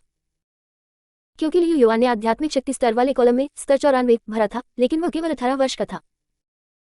निर्देशक के चेहरे पर अविश्वास के भाव थे और उन्होंने लियू युआन से पूछा, श्रीमान लियू युआन, क्या मैं आपसे आपकी साधना का स्तर दिखाने का अनुरोध कर सकता हूँ? यहाँ 94वां स्तर लिखा है। लियू युआन मुस्कुराया और सिर हिलाते हुए बोला, कोई बात नहीं। उसके शरीर से एक शक्तिशाली आभा प्रवाहित हुई। फिर लाल लाल लाल लाल लाल लाल लाल लाल लाल 9 आत्मा के छल्ले सीधे उसके पैरों के नीचे से प्रकट हुए। पूरे शैक्षणिक मामलों के कार्यालय के सभी शिक्षकों को अचानक भारी दबाव का एहसास हुआ और उन्होंने लियू युआन की ओर देखा और अपने पैरों के नीचे 9 लाल आत्मा के छल्ले देखकर शैक्षणिक मामलों के कार्यालय में सभी शिक्षकों और निदेशक के चेहरों पर सदमा तुरंत और भी तीव्र हो गया। अध्याय 16। जिंग होनचेन आपका व्यक्तिगत रूप से स्वागत करेंगे। आप जो चाहे बेझिझक पूछ सकते हैं, औपचारिकता निभाने की जरूरत नहीं है। अध्याय 16। मिरा होनचेन स्वयं उनका स्वागत करते हैं, बेझिझक कुछ भी मांगे, शर्माए नहीं। एक उपाधिधारी डोलू। और क्या सभी 9 आत्मा वलय लाल रंग के 1 लाख वर्ष पुराने आत्मा वलय हैं? आखिर चल क्या रहा है? क्या मैं सपना देख रहा हूँ? इस समय लियू युआन द्वारा प्रदर्शित 9 लाल आत्मा के छल्ले देखने के बाद पूरे शैक्षणिक मामलों के कार्यालय के सभी शिक्षक और निदेशक पूरी तरह से स्तब्ध रह गए। आखिरकार लियू युआन की स्थिति अभूतपूर्व थी, यहाँ तक कि डोलवो महाद्वीप पर भी, जहाँ स्पिरिट मास्टर शक्तिशाली थे, उनके सूर्य चंद्रमा महाद्वीप पर तो बिल्कुल भी नहीं। सूर्य चंद्रमा महाद्वीप पर स्थित आत्मा गुरुओं की शक्ति हमेशा से ही डोलवो महाद्वीप पर स्थित आत्मा गुरुओं की शक्ति से कमतर रही है। ऐसे बहुत कम ही प्रतिभाशाली लोग थे जो टाइटल डोलवो बन सकते थे। उपाधि प्राप्त डोलवो बनने के बाद भी उनकी गुणवत्ता डोलवो महाद्वीप की उपाधि प्राप्त डोलवो की तुलना में कहीं घटिया थी। बाकी सब बातों को एक तरफ रख दे तो उनकी तरफ के अधिकांश टाइटल डोलवो के पास एक भी लाल 1 लाख साल पुरानी आत्मा की अंगूठी नहीं थी। लेकिन उनके सामने खड़े लियू युआन का क्या? उनकी सभी 9 आत्मा अंगूठियां लाल रंग की थी और 1 लाख साल पुरानी आत्मा अंगूठियां थी। इसके अलावा जब से लियू युआन ने इस समय अपनी शक्ति का प्रदर्शन किया है, तब से उसने उन सभी पर जो दमनकारी बल लगाया है, वह उनकी सनमून रॉयल अकादमी के डीन मिरा होनचेन के बल से भी कहीं अधिक है। इस प्रकार कार्यालय में मौजूद सभी शिक्षकों और निदेशकों के चेहरे तुरंत सदमे से भर गए। जैसे जैसे वे अपने सामने खड़े लियू युआन को देखते रहे, उनके चेहरों पर दिख रहा सदमा धीरे धीरे गहरी श्रद्धा में बदल गया। आखिरकार यह एक बहुत ही युवा सुपर पावर हाउस था। इस समय लियू युआन मुस्कुराया और उससे पहले सवाल पूछने वाले निर्देशक से पूछा, कैसा लगा? क्या आपके पास कोई और सवाल है? निर्देशक इस अप्रत्याशित कृपा से तुरंत थोड़ा अभिभूत हो गए। उन्होंने तुरंत लियू युआन को जवाब दिया, नहीं नहीं नहीं आदरणीय महोदय, कृपया मुझे उस नाम से न पुकारें, मुझे बस लिटिल लिन कहकर बुलाएं। अपनी बात समाप्त करने के बाद उन्होंने फिर से लियू युआन से कहा, हमारे सनमून रॉयल अकादमी के नियमों के अनुसार आपकी क्षमता के साथ आप निश्चित रूप से हमारे सनमून रॉयल अकादमी की परीक्षा उत्तीर्ण कर लेंगे और हमारे सनमून रॉयल अकादमी में शिक्षक बन जाएंगे। ये भी कहा जा सकता है कि सनमून रॉयल अकादमी में शामिल होने की आपकी इच्छा वास्तव में हमारी सनमून रॉयल अकादमी के लिए गौरव की बात है। ये कहने के बाद निर्देशक लिन ने आगे कहा, हालांकि मैं आपसे अनुरोध करना चाहूंगा कि आप यहाँ थोड़ी देर प्रतीक्षा करें। आखिरकार आप जैसे प्रतिष्ठित व्यक्ति के हमारे सनमून रॉयल अकादमी में आने पर हम जैसे तुच्छ लोगों के लिए आपका स्वागत करना बहुत ही असभ्य होगा। मैं तुरंत डीन के कार्यालय जाकर हमारे सनमून रॉयल अकादमी के डीन मिरा होनचेन को इस मामले की जानकारी देने और उनसे आपसे मिलने के लिए कहने की योजना बना रहा हूँ। मुझे आश्चर्य है कि आप क्या सोचते हैं। लियू युआन स्वाभाविक रूप से दूसरे पक्ष के अनुरोध को अस्वीकार नहीं कर सकता था। कहावत है कि मुस्कुराते हुए चेहरे पर हाथ नहीं उठाना चाहिए। चूंकि दूसरे पक्ष ने इस तरह से बात की थी और उसे पर्याप्त सम्मान दिखाया था, इसलिए स्वाभाविक रूप से उसे भी दूसरे पक्ष को सम्मान देना ही था। इसके अलावा इस बार सनमून रॉयल एकेडमी में आकर उसने वास्तव में श्रेक के समय की तरह विनम्रता से पेश आने की योजना नहीं बनाई थी, क्योंकि वह पहले जैसा व्यक्ति नहीं रहा था। इसलिए मिरा होनचेन से मिलना भी अच्छा रहा। उसने दूसरे पक्ष को सिर हिलाकर इशारा किया और कहा, ठीक है, तो मैं यही इंतजार करूंगा। निर्देशक लिन तुरंत उत्साह से भर गए। उसने एक तरफ बैठी कुछ खूबसूरत महिला शिक्षकों की ओर झट से आंख मारी और उन खूबसूरत महिला शिक्षकों ने उसकी बात सुनकर तुरंत प्रतिक्रिया दी। वे तुरंत दफ्तर से कई कुर्सियां खींचकर लाए, जिससे लियू युआन, हुआओ युहाओ, लिंग लुओचेन और अन्य लोग बैठ सके। उसके बाद उन्होंने लियू युआन की जरा भी उपेक्षा करने की हिम्मत नहीं की। उन्होंने तुरंत उपलब्ध सर्वोत्तम चाय और पेस्ट्री निकाली और उन्हें लियू युआन के सामने पेश किया। उन सभी ने लियू युआन के सामने पूर्ण सम्मान प्रदर्शित करते हुए कहा, महामहिम, कृपया बुरा न माने, चाय पीजिए और पेस्ट्री का स्वाद चखिए। डीन और बाकी लोग जल्द ही वापस जरूर आएंगे। ये सुनकर लियू युआन ने मुस्कुराते हुए केवल सिर हिलाया और फिर चुपचाप बैठकर इंतजार करने लगी। और निर्देशक लिन की कार्रवाई वाकई बहुत त्वरित थी। अकादमिक मामलों के कार्यालय से निकलने के बाद वह दौड़ते हुए सीधे डीन के कार्यालय की ओर गया। फिर उसने उत्सुकता से दरवाजा खोला और अंदर भागा। डीन, डीन, जल्दी मेरे साथ आओ, एक प्रतिष्ठित डोलू हमारे स्कूल में आया है। मिरा होनचेन कुछ दस्तावेजों पर काम कर रहा था। इस समय निदेशक लिन की बातें सुनकर वह भी थोड़ा हैरान रह गया। उसने कहा, एक उपाधि प्राप्त डोलू, क्या मामला है? मुझे शुरू से अंत तक सब कुछ बताए। निर्देशक लिन ने तुरंत पूरी घटना को शुरू से अंत तक सुनाया और जब उसने पूरी बात बता दी तो मिरा होनचेन के चेहरे पर भी गहरे सदमे के भाव दिखाई दिए। एक 18 वर्षीय उपाधिधारी डोलू, क्या सभी 9 आत्मा वलय 1 लाख वर्ष पुराने हैं? और वह 9वें स्तर का सुर डोलू भी है। क्या ये सचमुच कोई इंसान है? मेरा होमचेन को सहज रूप से सदमे का अनुभव हुआ। इसके बाद उन्होंने तुरंत अपना सारा काम रोक दिया। चलो चले, जल्दी से मेरे साथ आओ, उनसे मिलने। फिर वो उत्सुकता से निदेशक लिन के साथ लियू युआन से मिलने के लिए कार्यालय की ओर दौड़ा। वे तुरंत कार्यालय लौट आए और कार्यालय पहुंचने के बाद मेरा होमचेन ने भी लियू युआन को देखकर उनके प्रति बहुत सम्मान दिखाया। सबसे पहले उन्होंने बहुत ही विनम्रता से उनका अभिवादन किया। आप वही श्री लियू युआन होंगे जिनका जिक्र अभी निदेशक लिन ने किया था, है ना? सचमुच एक प्रतिभाशाली व्यक्ति। इसके बाद उन्होंने जल्दी से अपना परिचय देना शुरू किया। मैं मेरा होमचेन हूँ, इस सन मून रॉयल अकादमी का डीन। आपसे मिलकर खुशी हुई, नमस्कार। बोलने के बाद उन्होंने सद्भावना दिखाने के लिए स्वेच्छा से लियू युआन की ओर हाथ बढ़ाया। लियू युआन ने भी हाथ मिलाने के लिए अपना हाथ आगे बढ़ाया, जिससे उनका मैत्रीपूर्ण रवैया प्रदर्शित हुआ। हालांकि इस समय मेरा होमचेन अभी भी बेहद उत्सुक थी। आखिरकार चाहे दूसरे कितना भी कहें, स्वयं उसे देखने जितना ठोस कुछ भी नहीं होता। इसलिए लियू युआन के साथ संक्षिप्त शिष्टाचार के आदान प्रदान के बाद उन्होंने फिर से लियू युआन से प्रश्न पूछना शुरू कर दिया। शिक्षक लियू युआन, बात कुछ इस तरह है। हालांकि मुझे आपके मामले के बारे में डायरेक्टर लिन से पहले ही पता चल चुका है, फिर भी मुझे आपकी 9 आत्मा की अंगूठियों के बारे में बहुत जिज्ञासा है। ऐसा कुछ देखना तो दूर, इसके बारे में सुनना भी मेरे लिए पहली बार है। तो क्या मैं आपसे ये निवेदन करने की अनुमति ले सकता हूं कि आप मुझे अपने 9 आत्मा के छल्ले फिर से दिखा दें? लियू युआन हमेशा से ही दयालुता को तो पसंद करता था, लेकिन जबरदस्ती को नहीं। चूंकि दूसरे पक्ष का रवैया इतना अच्छा था, इसलिए उसने स्वाभाविक रूप से उन्हें मना नहीं किया। इसलिए उसने झट से मेरा होमचेन की ओर सिर हिलाया। खैर, इसमें तो कोई समस्या ही नहीं है। और फिर उसने सीधे अपनी ताकत का प्रदर्शन करना शुरू कर दिया। बूम! पलक झपकते ही लियू युआन के शरीर के भीतर से एक शक्तिशाली आध्यात्मिक शक्ति का प्रकाश अचानक फूट पड़ा। इसके बाद 9 लाल लाल लाल लाल लाल लाल लाल लाल लाल आत्मा के छल्ले एक बार फिर लियू युआन के पैरों के नीचे से प्रकट हुए। फुफकार, ये फिर से प्रकट हो गया। हालांकि उपस्थित कई शिक्षकों और निर्देशकों ने इसे पहले भी एक बार देखा था, लेकिन वे इस तरह के दृश्य को कितनी भी बार देखें, आश्चर्यचकित रह जाएंगे। इसलिए जब उन्होंने लियू युआन को एक बार फिर अपनी साधना का प्रदर्शन करते देखा, तो वे एक बार फिर अचंभित रह गए। मेरा होमचेन के बारे में तो और भी कम कहा जा सकता था। उस पर उसकी आंखें लगभग लाल हो गईं और उसका दिल तीव्र उत्तेजना से भर गया। वह थोड़ा चुपने से खुद को रोक नहीं पाया, फिर उसने एक साथ लियू युआन के दोनों हाथों को पकड़ लिया। उसकी आवाज में पूरी ईमानदारी झलक रही थी। श्री लियू युआन, कृपया हमारे सन मून रॉयल अकादमी में शामिल हों। लाभों और ऐसी ही अन्य चीजों की बात करें तो आप जो चाहे वो पा सकते हैं। आपको जो भी लाभ चाहिए, हमारी सन मून रॉयल अकेडमी आपको वो सब देगी। कृपया कृपया कृपया हमारे साथ विनम्रता का व्यवहार न करें। अध्याय 17 जिंग होमचेन उत्साहित है। वह लियू युआन के सामने सिर झुकाना चाहता है। अध्याय 17 उत्तेजित दर्पण होमचेन लियू युआन के सामने घुटने टेकना चाहता है। इस समय मेरा होमचेन द्वारा ये पुष्टि करने के बाद कि शिक्षक लियू युआन की क्षमता वास्तव में उतनी ही उत्कृष्ट थी जितनी कि निदेशक लिन ने पहले बताई थी। मेरा होमचेन ने तुरंत अपनी मुद्रा को ठीक कर लिया। हालांकि वे सन मून रॉयल अकादमी के डीन थे और उच्च पद पर आसीन थे। इस समय शिक्षक लियू युआन का सामना करते हुए उन्होंने कोई भी अभिमान नहीं दिखाया। इसके बजाय उन्होंने प्रतिभाशाली व्यक्तियों की तलाश करने की उत्सुकता वाला रवैया अपनाया। उन्होंने सीधे तौर पर कहा कि शिक्षक लियू युआन जो भी चाहेंगे, वे सब मिलकर उसे पूरा करेंगे। यद्यपि वे दोनों अकादमी के उच्च स्तरीय सदस्य थे, फिर भी मेरा होमचेन का शिक्षक लियू युआन के प्रति रवैया जुवानजी की तुलना में अनगिनत गुना बेहतर था। इसलिए इस समय मेरा होमचेन की बातें सुनकर शिक्षक लियू युआन के चेहरे पर मुस्कान और भी तीव्र हो गई। वह दिखावे को पसंद करने वाला व्यक्ति नहीं था और नहीं उसे सन मून रॉयल अकादमी द्वारा किसी खजाने की तरह माने जाने की आवश्यकता थी। लेकिन फिर भी सम्मान पाना किसे पसंद नहीं होता। श्रेय की तुलना में जिसका उद्देश्य एक सौदा थोपना था, शिक्षक लियू युआन को स्पष्ट रूप से लगा कि सन मून रॉयल अकादमी कहीं अधिक आरामदायक थी। उनके जैसे रुतबे वाले व्यक्ति को यही सम्मान मिलना चाहिए था। तो इस समय उन्होंने मेरा होमचेन की ओर मुस्कुराते हुए कहा, तो फिर डीन मेरा होमचेन, मैं शिष्टाचार नहीं दिखाऊंगा। मेरा होमचेन के चेहरे पर मुस्कान भरी हुई थी। कृपया मेरे साथ विनम्रता का व्यवहार न करें। शिक्षक लियू युआन ने फिर से मुस्कुराते हुए अपनी सारी जरूरतें सीधे सीधे बता दी। दरअसल उनकी जरूरतें बहुत ही सरल थीं। सबसे पहली और सबसे महत्वपूर्ण जरूरत आवास की थी।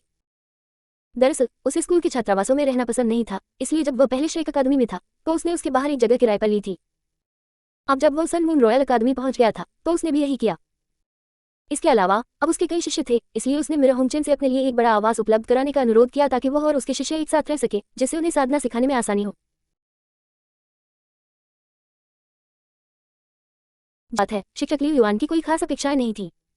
उनकी प्रणाली उन्हें पढ़ाने के लिए पुरस्कार देती थी, इसलिए वे निश्चित रूप से अग्रिम पंक्ति में रहना चाहते थे। इसके अलावा चूंकि हुआ युआओ और शियाओ शियाओ दोनों ही प्रथम वर्ष के छात्र थे, इसलिए शिक्षक लियू युआन की यह शर्त थी कि वे प्रथम वर्ष के छात्रों को ही पढ़ाएं। जहां तक अंतिम वेतन के मुद्दे की बात है, शिक्षक लियू युआन वास्तव में इस बारे में ज्यादा चिंतित नहीं थे। इससे पहले श्रेक में उनका मासिक वेतन 5000 सोने के सिक्के था, इसलिए यहां आने के बाद उन्होंने कोई बहुत बड़ी रकम नहीं मांगी, बल्कि कहा कि 5000 सोने के सिक्के प्रति माह पर्याप्त होंगे। अब वह 9वें स्तर का सोल डोलू था और उसे पैसों की बिल्कुल भी कमी नहीं थी। शायद इतना ही है, इससे ज्यादा कुछ नहीं होना चाहिए। इस समय मेरा होमचेन को अपनी सभी जरूरतों के बारे में संक्षेप में बताने के बाद उसने फिर से उसकी ओर देखा, लेकिन उसने तुरंत मेरा होमचेन के चेहरे पर अजीब भाव को नोटिस किया। इससे वो थोड़ा हैरान हो गया और खुद को पूछने से रोक नहीं पाया, क्या ये बहुत ज्यादा तो नहीं है? मेरा होमचेन ने बार बार अपना सिर हिलाया, नहीं नहीं नहीं, मेरा मतलब ये नहीं है। मेरा मतलब है, क्या आप बस यही चाहते हैं? मेरा होमचेन ने तुरंत कहा, शिक्षक लियू युआन, आपकी ताकत, आपकी प्रतिभा और आपके रुतबे को देखते हुए आपको सिर्फ इतना ही सम्मान नहीं मिलना चाहिए। मेरा होमचेन ने बड़ी गंभीरता से कहा, कैसा रहेगा अगर रहने की व्यवस्था की बात करें तो मैं सीधे अपने नाम पर एक हवेली आपको दे दूं। हालांकि इसका क्षेत्रफल केवल 1000 वर्ग मीटर है, जो बहुत बड़ा नहीं है, लेकिन इसमें सब कुछ है, जिसमें बगीचा, स्विमिंग पूल और कई अन्य सुविधाएं शामिल हैं। आप पहले वहां रह सकते हैं और अगर बाद में आप संतुष्ट नहीं होते हैं तो मैं सम्राट से निर्देश मांगूंगा कि आपको उन आलीशान घरों का एक समूह दिया जाए जो हमारे सूर्य चंद्र साम्राज्य ने विशेष रूप से अर्ल से ऊपर के कुलीनों के लिए बनवाए हैं। जहां तक पद की बात है, इससे कोई फर्क नहीं पड़ता, आप जो भी कहेंगे वही होगा। लेकिन मात्र 5000 सोने के सिक्कों का मासिक वेतन, इससे कैसे काम चल सकता है? अगर यह बात बाहर फैल गई तो लोग कहेंगे कि हमारी सनमून रॉयल अकादमी प्रतिभा को महत्व नहीं देती। मेरा होमचेन ने न्यायसंगत भाव से कहा, इस मामले में आपको वास्तव में मेरी बात सुननी होगी। मेरा मानना है कि 50,000 सोने के सिक्कों का मासिक वेतन आपके लिए सबसे उपयुक्त रहेगा। यह आपके लिए ज्यादा मुश्किल नहीं होगा, है ना? महज कुछ शब्दों में उन्होंने शिक्षक लियू युआन के प्रति व्यवहार को कई गुना बढ़ा दिया, जिससे शिक्षक लियू युआन को धनी और उदार होने का अर्थ पूरी तरह से समझ में आ गया और मेरा होमचेन के प्रति उनकी सद्भावना भी बढ़ गई। इसके बाद मैं व्यवस्थाओं के लिए डीन मेरा होमचेन को धन्यवाद देता हूँ। शिक्षक लियू युआन ने मेरा होमचेन को फिर से धन्यवाद दिया। इसके बाद उन्होंने कहा, ओह, मैं पहले बताना भूल गया था, ये तीनों मेरे शिष्य हैं और ये भी मेरे साथ सनमून रॉयल अकादमी में शामिल होंगे। इतना कहने के बाद उन्होंने हो युहा, जियो जियो और लिंग लूचेन का परिचय देना शुरू किया। और शिक्षक लियू युआन के परिचय को सुनने के बाद मेरा होमचेन के चेहरे पर आश्चर्य का भाव तुरंत और भी तीव्र हो गया। असल में जब उन्होंने शिक्षक लियू युआन को ये कहते सुना तो वे पहले से ही तैयार थे। भले ही हुआ युहाओ, शियाओ शियाओ और लिंग लूचेन मूर्ख हो, फिर भी वह उनके शामिल होने के लिए सहमत हो जाएगा, क्योंकि शिक्षक लियू युआन में वह मूल्य था। लेकिन हो युहाओ, जियो जियो और लिंग लूचेन के बारे में खबर सुनकर मेरा होमचेन स्तब्ध रह गए, क्योंकि तभी उसे एहसास हुआ कि चीजें उसकी कल्पना से बिल्कुल अलग थीं। वे तीनों न केवल मूर्ख नहीं थे बल्कि असाधारण प्रतिभा के धनी भी थे। उनमें हो युहाओ शायद थोड़ा कम कुशल था, लेकिन वह फिर भी काफी अच्छा था। जहां तक शियाओ शियाओ और लिंग लूचेन जैसे लोगों की बात है तो ये बताने की जरूरत नहीं है कि वे कितने उत्कृष्ट थे। इसलिए इस समय थोड़े समय के सदमे के बाद मेरा होमचेन की आंखें शिक्षक लियू युआन को देखते हुए और भी अधिक उत्साहित हो गईं। उन्हें लगा कि शिक्षक लियू युआन उनकी सनमून रॉयल अकादमी के लिए एक सौभाग्यशाली सितारा थे। उनकी सनमून रॉयल अकादमी में और कहाँ उन्हें इतनी प्रतिभा वाले छात्र मिल सकते थे। इस क्षण मेरा होमचेन लगभग घुटनों के बल बैठ गई और शिक्षक लियू युआन के सामने प्रणाम किया। ये वास्तव में एक महान दयालुता थी। बहुत बढ़िया, बहुत बढ़िया, बहुत बढ़िया। अब तो सारे फैसले तुम ही लोग लोगे, तुम जैसे कहोगे मैं वैसा ही इंतजाम कर दूंगा। बाद में अगर कोई और जरूरत हो तो बता देना। उसने उत्साह से भरे चेहरे के साथ शिक्षक लियू युआन से फिर यही बात कही। इसके बाद उन्होंने शिक्षक लियू युआन और शिक्षण कार्यालय में मौजूद अन्य शिक्षकों और निदेशकों को बुलाकर उनके साथ गहन विचार विमर्श किया ताकि उनके साथ अच्छे संबंध स्थापित किए जा सके। कुछ देर बातचीत करने के बाद मेरा होमचेन को भी डर था कि शिक्षक लियू युआन और उनके छात्र थक गए होंगे, इसलिए उन्होंने सीधे निदेशक लिन को शिक्षक लियू युआन को उनके नए घर ले जाने की व्यवस्था की ताकि वे आराम कर सके। हालांकि जैसे ही वे जाने वाले थे मेरा होमचेन को कुछ और याद आया। उसने शिक्षक लियू युआन से कहा, ओह वैसे शिक्षक लियू युआन, हमारे सनमून रॉयल अकादमी के नियमों के अनुसार विद्यालय में शामिल होने के बाद एक नए शिक्षक की पहली कक्षा एक खुली कक्षा होती है। इसका उपयोग शिक्षक की योग्यता का परीक्षण करने के लिए किया जाता है। बेशक आप खास हैं, इसलिए अगर आप ही हैं तो मुझे लगता है कि मूल्यांकन की कोई आवश्यकता नहीं है। इसलिए अगर आपको लगता है कि यह बहुत ज्यादा झंझट है तो मैं इसे आपके लिए रद्द कर सकता हूँ। शिक्षक लियू युआन इन बातों से बेपरवाह थे। इसके विपरीत चूंकि सनमून रॉयल अकादमी ने उनके साथ इतना अच्छा व्यवहार किया था, इसलिए वे उन्हें कुछ प्रतिक्रिया देने के लिए तैयार थे। उन्होंने जवाब दिया, इसमें कोई परेशानी नहीं है। हालांकि डीन, मेरे पास एक विचार है। मेरा होमचेन ने तुरंत कहा, कृपया बोलिए। शिक्षक लियू युआन ने कहा, खुली कक्षा हमेशा की तरह ही आयोजित की जाएगी, लेकिन हम इसके प्रचार के लिए कुछ पत्रकारों या किसी और को नियुक्त कर सकते हैं। आखिरकार एक प्रतिष्ठित डोलू शिक्षक होना ऐसी चीज है जो श्रेक अकादमी में भी नहीं है। ये सुनकर मेरा होमचेन की आंखें चमक उठी। ये बहुत अच्छा विचार है शिक्षक लियू युआन, मैं तुरंत किसी को इसके लिए तैयार रहने को कह दूंगी। पहले वर्ष के छात्रों के लिए अगले 2 दिनों तक कोई कक्षा नहीं होगी, इसलिए आप आराम कर सकते हैं और साथ ही वातावरण से परिचित हो सकते हैं। तीसरे दिन से आप हमेशा की तरह पढ़ाना शुरू कर सकते हैं और उस दिन हम खुली कक्षा आयोजित करेंगे। इतना कहकर उन्होंने शिक्षक लियू युआन और अन्य लोगों को अलविदा कहा। शिक्षक लियू युआन ने भी मुस्कुराते हुए मेरा होमचेन को अलविदा कहा और फिर निदेशक लिन के मार्गदर्शन में जल्दी से निवास स्थान पर पहुंच गए। वास्तव में वह निवास उतना ही आलीशान था जितना कि मेरा होमचेन ने वर्णन किया था। इसे हवेली कहने के बजाय इसे एक जागीर कहना अधिक उचित होगा, क्योंकि इसमें मूल रूप से सब कुछ था। बगीचे, स्विमिंग पूल, खेल के मैदान, लोहार के कमरे और खेती के कमरे सभी पूर्ण रूप से सुसज्जित थे। और वह घर भी बहुत बड़ा और सुंदर था। इस तरह का व्यवहार श्रेक अकेडमी से बिल्कुल अलग था। यहाँ प्रवेश करते ही शिक्षक लियू युआन, हुआ युहाओ और अन्य लोगों ने तुरंत पाया कि यहाँ 17 या 18 वर्ष की कई खूबसूरत नौकरानियां पहले से ही मौजूद थीं। इन नौकरानियों का सावधानीपूर्वक चयन किया गया था। सभी सुंदर थी। नौकरानियों की पोशाक और सफेद रेशमी मोजे पहने हुई थी, जो बेहद पवित्र और मोहक लग रही थी। और शिक्षक लियू युआन को देखकर उनमें से हर कोई बहुत ही मधुरता से उन्हें गुरुजी कहकर पुकार रहा था, जिससे लोगों को सचमुच खुशी हो रही थी। निर्देशक लिन ने शिक्षक लियू युआन को अलविदा कहने के बाद जल्दी से प्रस्थान किया, जबकि शिक्षक लियू युआन और अन्य लोग इन खूबसूरत नौकरानियों के मार्गदर्शन में वातावरण से परिचित होने लगे। जहां तक मिरा होंगचेन की बात है, इस समय तक वह सनमून सम्राट से मिलने के लिए सनमून इंपीरियल सिटी के शाही महल में पहुंच चुका था। उन्होंने सूर्यचंद्र सम्राट और कोंगडेमिंग को आज हुई घटना की जानकारी दी, और इससे उन दोनों के चेहरे तुरंत सदमे से भर गए। कुछ क्षण बाद सूर्यचंद्र सम्राट ने मिरा होंगचेन की फिर से प्रशंसा की। डीन मिरा होंगचेन, आपने इस मामले में बहुत अच्छा काम किया। ऐसी प्रतिभा के लिए हमें पर्याप्त ईमानदारी दिखानी चाहिए ताकि वे हमारे सूर्य चंद्रमा साम्राज्य में बने रहने की संभावना रखें।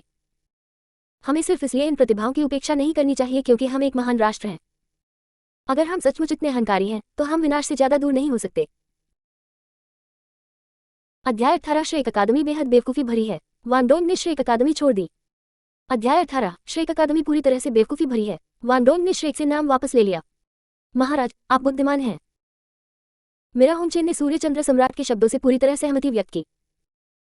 इसलिए उनका भाषण सुनने के बाद उन्होंने तुरंत अपनी सहमति व्यक्त की, साथ ही अप्रत्यक्ष रूप से उनकी प्रशंसा भी की। इसके बाद मिरा होंगचेन ने सूर्यचंद्रमा सम्राट से फिर पूछा, महाराज, क्या मैं शिक्षक लियू युआन को आपसे मिलने के लिए आमंत्रित कर सकता हूँ? मिरा होंगचेन की बातें सुनकर सूर्यचंद्रमा सम्राट ने अपना सिर हिलाया। कोई जल्दी नहीं। उन्होंने आगे कहा, शिक्षक लियू युआन अभी अभी आए हैं। वे शायद शांति से पढ़ाना चाहते हैं। बिना कारण के उसे तलब करना मेरे लिए उचित नहीं है। चलिए थोड़ा और इंतजार करते हैं। उनकी क्षमता को देखते हुए शुरुआती वर्षों के विद्यार्थियों को पढ़ाने से निश्चित रूप से अच्छे परिणाम मिलेंगे। जब वो समय आएगा तो मैं इसी कारण से उन्हें मिलने के लिए बुला सकता हूँ और साथ ही उन्हें पुरस्कृत करने और अपने रिश्ते को और मजबूत करने का अवसर भी ले सकता हूँ। ये सुनकर मिरा होंगचेन चुप हो गई। हालांकि किनारे पर चुपचाप बैठे कोंगडेमिंग ने इसी क्षण सुझाव देना शुरू किया, महाराज, मुझे लगता है कि हम शिक्षक लियू युआन की पृष्ठभूमि या किसी और चीज की जांच करने के लिए किसी को भेज सकते हैं। हालांकि हम जानबूझकर उस पर शक नहीं कर रहे हैं, लेकिन मुझे लगता है कि जांच करना जरूरी है। तैयार रहना बेहतर है। ये सुनकर सूर्यचंद्र सम्राट ने सिर हिलाया और उत्तर दिया, ठीक है, तो तुम इस मामले को संभालो। कौन? उनकी बातचीत जल्दी ही समाप्त हो गई। इसके बाद मिरा होंगचेन महल छोड़कर सनमून रॉयल अकादमी लौट गई और कोंगडेमिंग ने डोलुओ महाद्वीप पर छिपे अपने जासूसों को लियू युआन से संबंधित मामलों की जांच करने का आदेश देना शुरू कर दिया। उसी दोपहर खबर वापस भेज दी गई। हालांकि इस खबर को पढ़ने के बाद कोंगडेमिंग जैसे उच्च कोटि के व्यक्ति को भी थोड़ा तनाव महसूस होना स्वाभाविक था। उसने तुरंत शिकायत की, श्रेक के ये बेवकूफ, इन्होंने जो किया है वो सचमुच हास्यास्पद है। स्पष्टतः उसे पता चल गया था कि श्रेक अकादमी के लोगों द्वारा लियू युआन को जबरन ले जाया गया था। वह सीधे महल की ओर वापस चला गया। उन्होंने इस मामले की सूचना सूर्यचंद्र सम्राट को दी और मामले की पूरी जानकारी मिलने पर सूर्यचंद्र सम्राट अपनी हंसी नहीं रोक पाए। इस श्रेक अकादमी के उच्च अधिकारी कितने बेतुके हैं। इतनी प्रतिभा को वास्तव में उनके द्वारा जबरन दूर कर दिया गया। वाह वाह वाह, भगवान मेरी मदद कर रहे हैं। सूर्यचंद्रमा सम्राट भी अपनी हंसी नहीं रोक पाए। इसके बाद उसने किसी को इस मामले की जानकारी मिरा होंगचेन को देने का आदेश दिया और मिरा होंगचेन को लियू युआन के साथ और भी अधिक सावधानी बरतने का निर्देश दिया। मिरा होंगचेन ने स्वाभाविक रूप से सहमति व्यक्त की। इस बीच दूसरी तरफ श्रेक अकादमी के अंदर इस समय बेई बेई और टांगिया भी स्टारडो ग्रेट फॉरेस्ट छोड़कर श्रेक अकादमी लौट चुके थे। बेई बेई तुरंत सबसे पहले म्यूएन को खोजने गई। उन्होंने म्यूएन को स्टारडो ग्रेट फॉरेस्ट में पहले हुई घटनाओं के बारे में भी बताया और लियू युआन के बारे में भी काफी बातें की, और इससे म्यूएन के चेहरे के भाव तुरंत थोड़े बिगड़ गए। तो आपके कहने के अनुसार शिक्षक लियू युआन पहले ही सनमून रॉयल अकादमी जा चुके हैं? बेई बेई ने जवाब दिया, हाँ, यात्रा के हिसाब से तो उसे अब तक पहुंच जाना चाहिए था। परमपिता जी, मैंने सुना है कि सनमून रॉयल अकादमी प्रतिभाओं की तलाश में है, इसलिए शिक्षक लियू युआन के वहां जाने के बाद उनका एक विशिष्ट अतिथि के रूप में स्वागत किया जाना चाहिए। इसी वजह से वे शिक्षक लियू युआन को अपने पास रख सकते हैं और उनकी उत्कृष्ट शिक्षण क्षमता से लाभ उठा सकते हैं। मुएन ने बेई बेई से फिर पूछा, क्या उनका शिक्षण स्तर वाकई इतना उत्कृष्ट है? हालांकि मुएन को पहले ही जुआनजी से इस मामले की जानकारी मिल चुकी थी, लेकिन जुआनजी ने कुछ बातों को लेकर निश्चित रूप से अस्पष्ट जानकारी दी थी। उदाहरण के लिए लियू युआन की शिक्षण क्षमता के बारे में उन्होंने मूल रूप से इसका उल्लेख नहीं किया, क्योंकि वह जानते थे कि जितना अधिक वह कहेंगे मुएन निश्चित रूप से उन्हें उतना ही अधिक नुकसान पहुंचाएगा। लेकिन बेई बेई के ऐसा कहने के बाद मुएन को एहसास हुआ कि लियू युआन में भी यह गुण है, और स्वाभाविक रूप से उसका मूड और भी खराब हो गया। बेई बेई ने उत्तर दिया, मेरी साधना देखकर ही पता चल जाएगा। इसके साथ ही बेई बेई ने सीधे अपनी साधना का प्रदर्शन किया। तुरंत ही उसके शरीर से एक शक्तिशाली आध्यात्मिक शक्ति का प्रवाह हुआ और उसके पैरों के नीचे से 4 आध्यात्मिक वलय प्रकट हुए। हालांकि मुएन उनके परदादा थे, फिर भी वे उनसे मिलने बहुत कम जाते थे क्योंकि उनके बीच कई पीढ़ियों का अंतर था और वे अपनी पढ़ाई में व्यस्त रहते थे। इसलिए उनसे साल में 1 या 2 बार ही मिलना सामान्य बात थी। क्या ये सब गुरु लियू युआन की बदौलत है? बे की इस समय की साधना को देखकर मुएन के चेहरे पर हैरानी और भी गहरी हो गई। और जब उसे बे के मुंह से फिर से सकारात्मक उत्तर मिला तो मुएन के दिल में उमड़ रहा गुस्सा आखिरकार फिर से दबाना मुश्किल हो गया। उसने बे को पहले जाने के लिए कहा। फिर उसने दूर से जुआनजी को चिल्लाकर कहा, जुआनजी इधर आओ।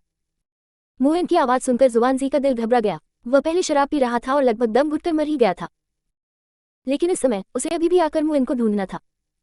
एल्डमू, आपको मेरी जरूरत किस लिए है? उन्होंने मुएन से सावधानीपूर्वक पूछा। थप्पड़।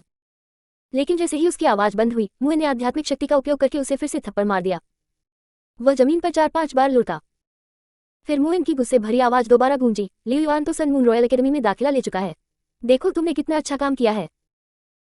अगर वह सन मून रॉयल एकेडमी के छात्रों को प्रशिक्षित करता है और वे सोल मास्टर प्रतियोगिता में हमारे श्रेक को हरा देते हैं तो मैं तुम्हारी खाल उतार दूंगा। इसके बाद उसने जुआनजी की जमकर पिटाई की। जुआनजी हमेशा की तरह विरोध करने की हिम्मत नहीं कर सका और केवल मुएन को बार बार आश्वस्त करता रहा, नहीं नहीं एल्डमू, उस समय सोल मास्टर प्रतियोगिता में मैं निश्चित रूप से हमारे श्रेक अकादमी के छात्रों को जीत दिलाऊंगा।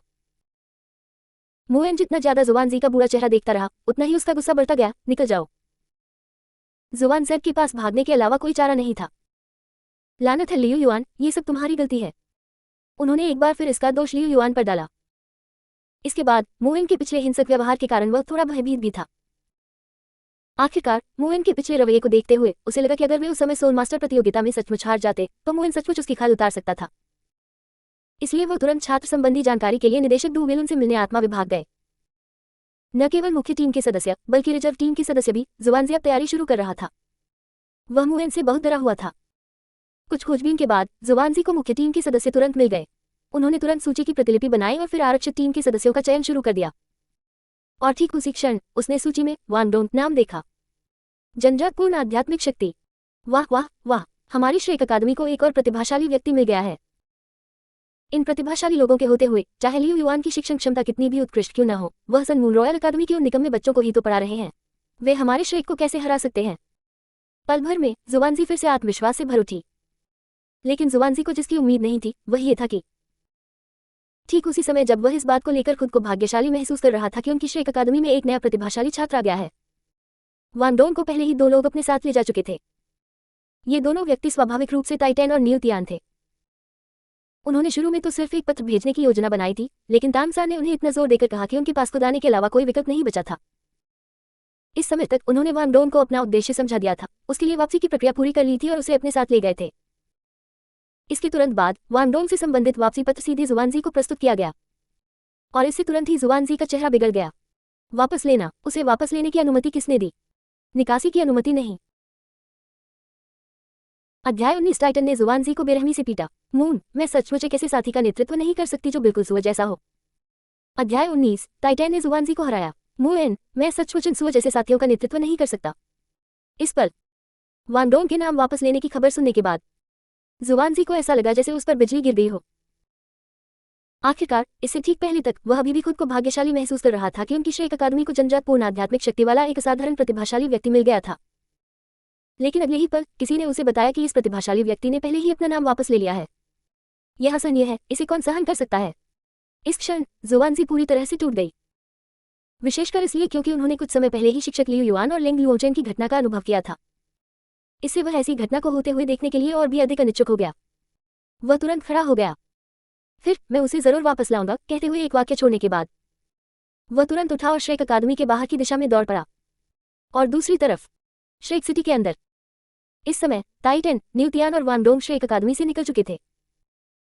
अब खाने का समय हो गया था और वान डोंग ने अभी तक खाना नहीं खाया था, इसलिए टाइटन और न्यू तियान वान डोंग को एक रेस्तरां में खाना खिलाने ले गए। इस समय वे खाना खा रहे थे और बातें कर रहे थे। और जब उन्होंने वान डोंग की श्रेक अकादमी छोड़ने के बाद सन मून रॉयल अकादमी जाने के बारे में बात की, वान डोंग खुद बहुत हैरान था। बड़े पिता, दूसरे पिता, आपको क्या लगता है कि मेरे पिता मुझे सन मून रॉयल अकादमी भेजने पर इतना जोर क्यों दे रहे हैं? क्या वे पहले आध्यात्मिक उपकरणों के प्रति काफी प्रतिरोधी नहीं थे? ये सुनकर टाइटैन और न्यू तियान को भी थोड़ी असहजता महसूस हुई। वे ये तो नहीं कह सकते थे कि उन्होंने जानबूझकर वान डोंग को हो युहाओं को बहकाने के लिए भेजा था, है ना? इसलिए वे केवल स्पष्ट रूप से ही कह सके, शायद आपके पिता ने अपनी कुछ व्यवस्थाएं की हैं। उन्होंने हमें यह नहीं बताया कि उन्होंने ऐसा क्यों किया, इसलिए हम बस उनका अर्थ आपको बता रहे हैं। ये सुनकर वान डोंग ने आह भरी और कहा, क्या सच में? ठीक है फिर। उसने इस बारे में ज्यादा नहीं सोचा और उदासीन भाव से कहा, वैसे भी मेरे लिए श्रेक अकादमी और सन मून रॉयल अकादमी एक ही है। पिताजी जो कहेंगे मैं वही करूंगा, वैसे भी वो मुझे नुकसान नहीं पहुंचाएंगे। टाइटैन और न्यू तियान के चेहरों पर तुरंत ही स्वाभाविकता का एक अंश दिखाई दिया, लेकिन उन्होंने इसे अच्छी तरह से छिपा लिया, इसलिए वान डोंग ने इसे नोटिस नहीं किया। लेकिन जैसे ही वे कुछ और कहने वाले थे, एक बूढ़ा आदमी हाथ में चिकन का एक टुकड़ा लिए उनकी ओर बढ़ा। यह बूढ़ा व्यक्ति स्वाभाविक रूप से जुवानजी था। श्रेक अकादमी छोड़ने के बाद उसने उनका पीछा किया और जल्दी ही टाइटैन, न्यू तियान और वान डोंग को ढूंढ लिया। इस समय उन्हें देखते ही जुवानजी तुरंत उनके पास गया और उनसे कहा, तुम दोनों, क्या तुम वान डोंग हो और वान डोंग के माता पिता हो? टाइटैन और न्यू तियान ने जुवानजी की ओर उदासीनता से देखा, तुम कौन हो? जुवानजी ने गर्व से अपना परिचय देते हुए कहा, मैं श्रेक अकादमी के सागर देवता मंडप के वरिष्ठ सदस्यों में से एक हूँ, जिसे श्रेक अकादमी का द्वितीय श्रेणी का अधिकारी माना जाता है, और अकादमी में मेरा दर्जा केवल ग्लूटनी डोलू एल्डमू के बाद दूसरे स्थान पर है। जुवानजी, आप मुझे जुवान लाओ कह सकते हैं। लेकिन टाइटैन और न्यू तियान ने जुवानजी पर जरा भी ध्यान नहीं दिया। आखिरकार जिस बात पर जुवानजी को गर्व था वह उनकी नजरों में पूरी तरह से व्यर्थ थी, इसलिए उन दोनों ने भी जुवानजी को कोई तवज्जो नहीं दी।